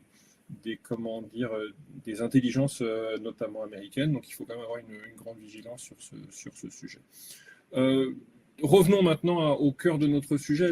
Quand on parle de souveraineté, il faut surtout centrer le sujet sur le fait que nous, en interne et côté éducation, grand ensemble éducation, enseignement supérieur, nous ayons une capacité à mobiliser et identifier un certain nombre de partenaires pour avoir une maîtrise à la fois de la technologie et des usages de cette intelligence artificielle. Donc si je fais une très rapide cartographie, on a évidemment les tutelles, ministère de l'Éducation nationale, ministère de l'Enseignement supérieur, leurs services, notamment la DNE, côté ministère de l'Éducation nationale. Un partenaire essentiel de nos établissements, que vous connaissez parfaitement bien, que sont les collectivités territoriales et qui vous proposent et qui vous mettent à disposition un certain nombre d'outils numériques qui peuvent intégrer de l'intelligence artificielle. La communauté éducative qui peut être sa propre, entre guillemets, utilisatrice et opératrice dispersée en fait d'outils à intelligence artificielle, des partenaires privés comme le réseau des EdTech. Et donc tout ce foisonnement d'acteurs, je ne parle pas au plus des opérateurs tels la MUE, des opérateurs extérieurs, les ONR, pour ceux qui sont issus de l'enseignement supérieur, puisqu'il y en a ici présents. Bref, il faut qu'on ait une maîtrise d'usage, savoir qui fait quoi, qui utilise quoi, parce qu'il s'agit de collectivement et éventuellement individuellement par rapport à nos impératifs, développer des outils qui soient spécifiques au système scolaire, des établissements et des territoires, donc il y a un vrai raccrochement à une forme de pertinence d'usage. Donc ça c'est vraiment l'élément essentiel. Alors pourquoi, vous l'avez lu et vous l'avez vu, pourquoi il y a eu ce choix de contractualisation avec Mistral, alors, de manière beaucoup plus explicite dans l'enseignement supérieur, mais aussi dans l'administration générale, puisque l'outil d'Inum Assistant IA est un modèle Mistral qui a derrière tout ça. Alors pourquoi c'est important? Alors évidemment, la réponse naturelle serait de dire, voilà, c'est un outil français, et à juste titre. Donc on est quand même dans une offre souveraine et qu'il faut prioriser et soutenir le développement d'une offre souveraine. Qui plus est, il y a, j'insiste dessus, quand même un contexte de risque géopolitique où on pourrait avoir des ruptures d'accès à certains outils. Il y a quand même des vrais problèmes sécuritaires qui se posent aujourd'hui. Qui plus est de sujets de dépendance à un certain nombre de fournisseurs. Donc, le contexte d'une contractualisation avec Mistral qui s'inscrit dans un contexte de multi-institutions, c'est-à-dire qu'il n'y a pas l'État qui a contractualisé avec Mistral, ce sont différents ministères, différentes administrations, différents services qui ont contractualisé avec Mistral. Donc, il y a quand même l'idée de plusieurs contrats qui sont établis, tout en ayant un élément commun, un facteur commun qui pourrait nous permettre, pouvons-nous l'espérer, une forme d'interopérabilité des outils, ce qui est quand même un des vastes sujets et grands sujets qui se posent à nous lorsqu'on parle des systèmes informatiques, et donc de viser cette interopérabilité qui fait défaut très clairement au processus de simplification et de numérisation dans le service public qu'on avait déjà noté dans le cadre de la commission interministérielle. Alors, l'autre sujet, c'est le sujet de la protection des données. J'évoquais le Cloud Act tout à l'heure. Mistral, c'est aussi la possibilité de garantir l'hébergement dans les data centers européens à minima, français, voire même à un niveau supérieur, à savoir que il peut y avoir un hébergement dans le contexte de ce qu'on appelle le SecNum Cloud, donc d'avoir le plus haut niveau de sécurisation des données, sachant que nombre d'entre nous manipulent dans les usages, notamment administratifs, des données sensibles, des données personnelles, et que celles-ci donc nécessitent le plus haut niveau de sécurisation des données. Enfin, et ce n'est pas un des moindres sujets, définir un contrat et une contractualisation avec un opérateur spécifique, de confiance et souverain, c'est aussi pouvoir définir une trajectoire budgétaire à la fois soutenable et à long terme. Nous procédons par habitude, et c'est un défaut, depuis un certain temps par initiative, expérimentation, appel à projet. Alors ceux de l'ESR se reconnaîtront encore plus que ceux de l'éducation nationale, mais il y a un biais à tout ça, c'est que nous ne visons pas une offre pérenne, une offre soclée. Et donc, le fait ici d'avoir une nouvelle stratégie de contractualisation, c'est quand même de sécuriser une offre de service dans le temps et de viser un chemin budgétaire pluriannuel qui permette de faire accéder à l'ensemble des services le même niveau justement de services numériques, de services à l'intelligence artificielle.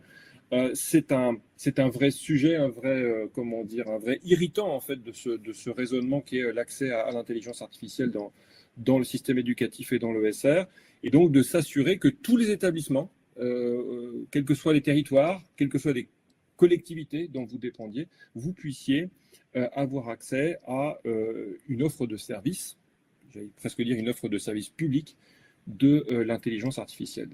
Enfin, tout dernier point, Mistral, notons-le, est le seul opérateur de l'intelligence artificielle, de LLM, qui a clairement affiché et explicitement affiché son bilan environnemental.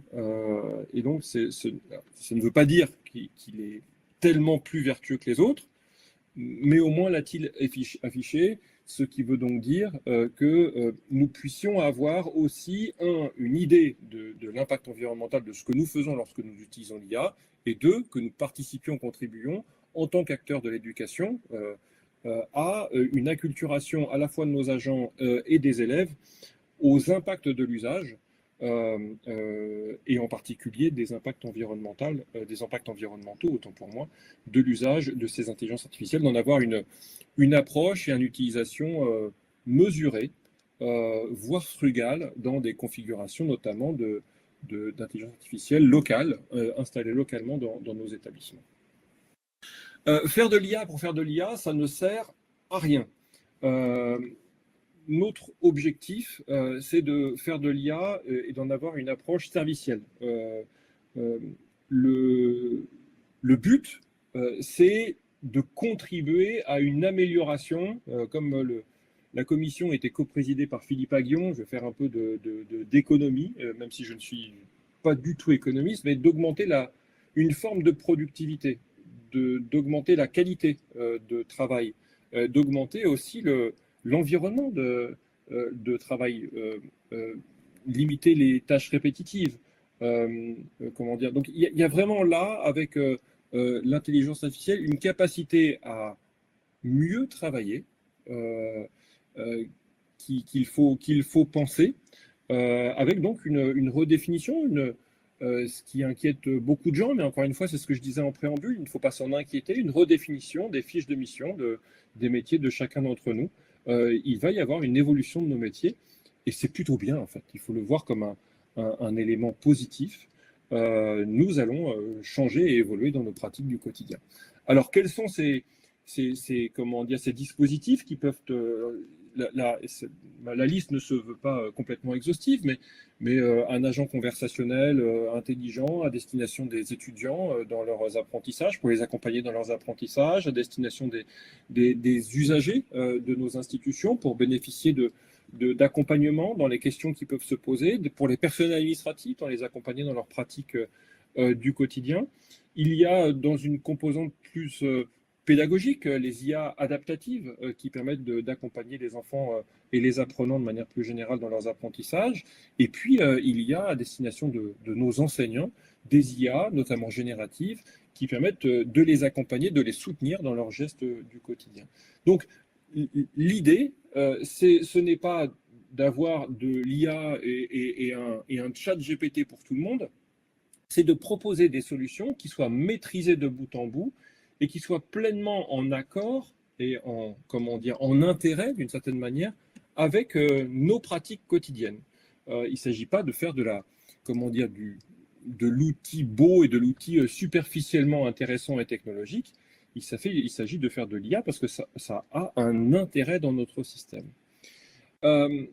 Alors, comment faire ça? Alors, il y a déjà en fait eu beaucoup d'agitation en fait depuis 2022, depuis fin 2022, à savoir qu'il y a eu plein de gens qui se sont révélés intéressés, agitateurs, producteurs d'outils. Et donc, c'est quelque chose d'assez nouveau, alors moins dans l'enseignement supérieur, mais beaucoup dans l'éducation nationale, d'avoir une dynamique qui parte de la base, à savoir des personnes qui ont su voir des intérêts. Et donc, il y a beaucoup d'initiatives locales.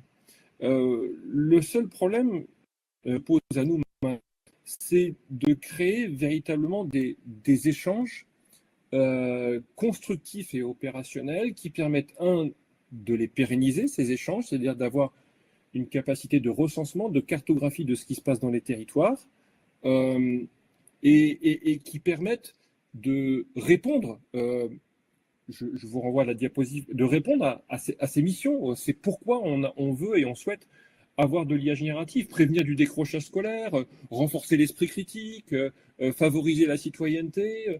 Donc, sur ce sujet, il faut pointer le fait que le réseau des DRAN s'est particulièrement bien saisi du sujet.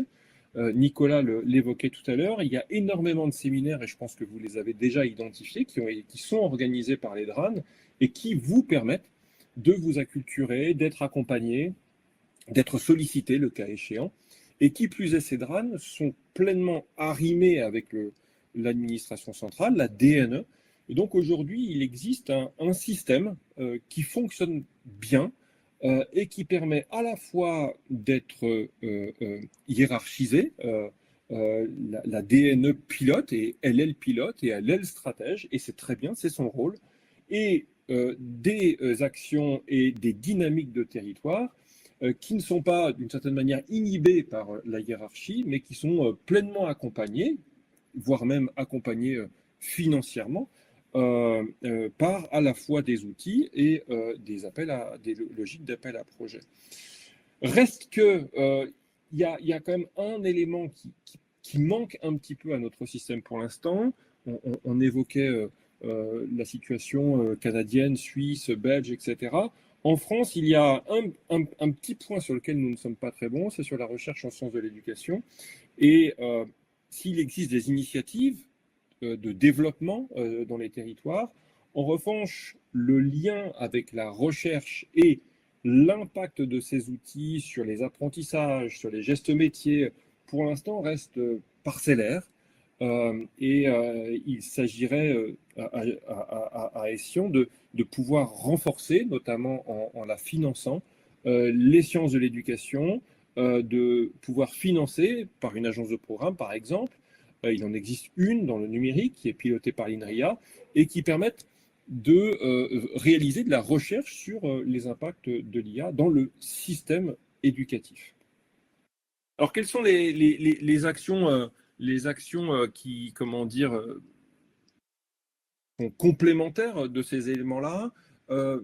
Notamment le développement de formations universitaires, master, DU, IA en éducation, qui vous permettent de vous accompagner aussi, de vous former à un plus haut niveau, voire à un très haut niveau, et donc de compléter votre bagage de diplômes, votre bagage de connaissances et de compétences, et de les formaliser au travers de diplomations. Et puis j'évoquais tout à l'heure la DNE, et ça a déjà été évoqué tout à l'heure, il existe aussi des plateformes de mutualisation, et la forge des communs numériques est indiscutablement un élément très structurant de l'entretien de ces échanges et de la structuration de ces échanges entre les territoires et l'administration centrale. Alors, comme vous pouvez le voir, l'élément central dans tout ça, à un moment donné, devient l'humain. Dans un système à plusieurs millions de personnes, lorsqu'on additionne à la fois les élèves et les agents. Et donc, il faut être en capacité à pouvoir gérer une forme de personnalisation, d'individualisation dans un système. Alors, tout ça prend encore... implique les DRAN qui sont décidément au cœur, je pense aujourd'hui, de cette dynamique. DRAN qui permettent de repérer les talents locaux. Alors ces talents, ça peut être des personnels de direction, des personnels administratifs, des enseignants, des élèves, des médiateurs, et d'en faire des ambassadeurs. Ces ambassadeurs sont ensuite remontés au niveau des GESCO DNE et contribuent justement à la dynamique nationale qui est observée. Il existe aussi des approches appel à projet dans les territoires. Je pense notamment à l'expérimentation de l'IA en classe en région PACA, de l'ANSU, donc une IA générative à disposition des enseignants.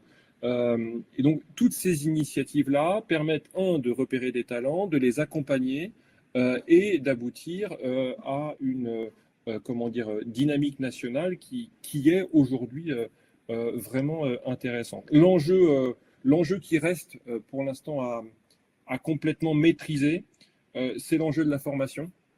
Vous en êtes aujourd'hui l'illustration. La formation, il y a encore beaucoup de travail. Cette formation, elle doit impliquer l'ensemble des agents de toutes les catégories, parce que le risque, notamment en administration, mais à tous les niveaux, c'est l'usage caché. Et comme je vous le disais en préambule, avec le risque que ça peut comporter, il faut donc accompagner l'ensemble de ces agents et les former, pas uniquement dans un cadre de formation explicite au sens ultra structuré. Je crois fortement à la médiation.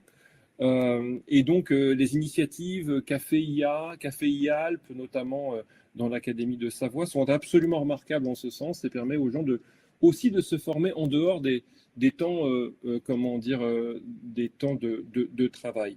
Des initiatives existent pour la création de lieux dédiés. Il existe plusieurs initiatives de maisons de l'IA dans certaines académies. Il en existe une que je connais bien dans les Alpes-Maritimes, une à venir à Paris.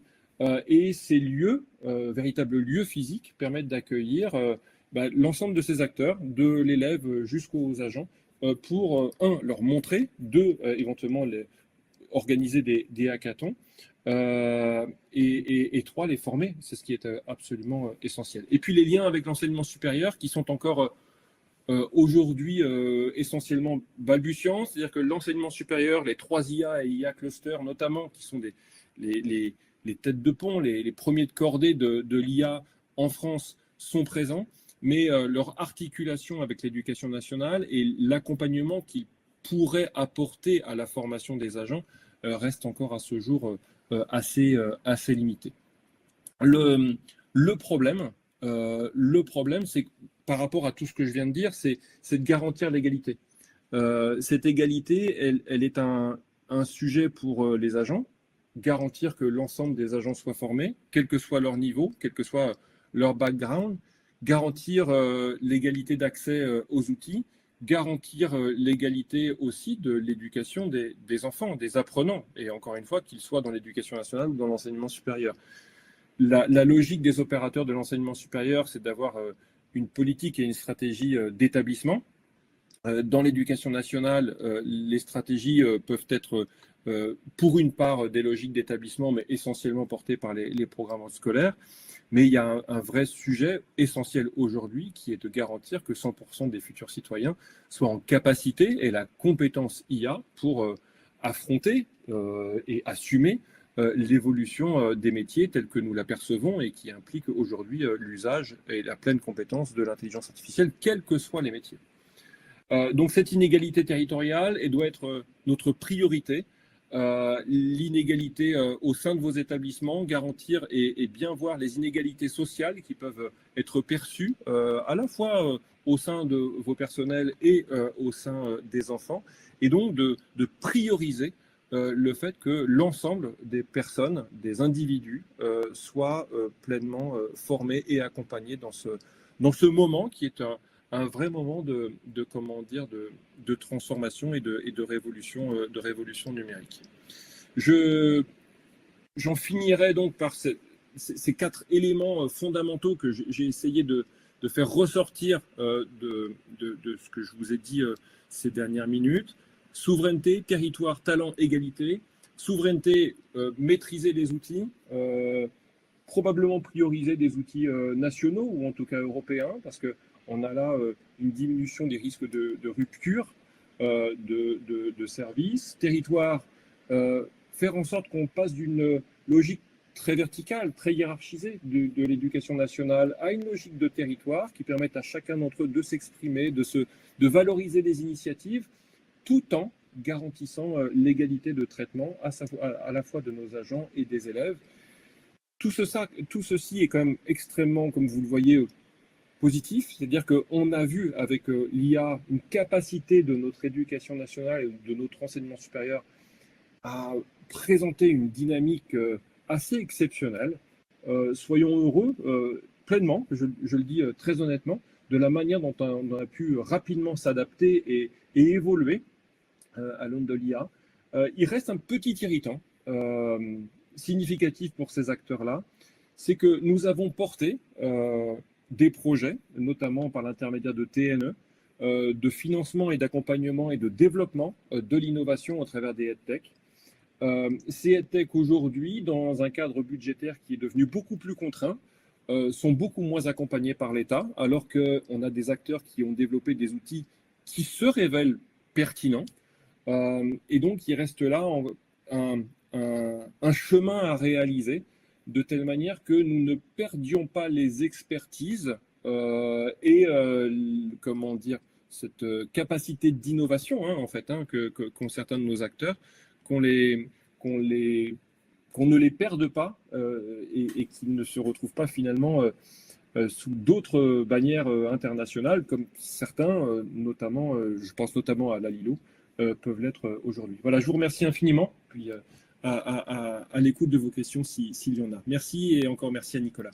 Merci beaucoup Erwan Petel pour votre proposition, présentation.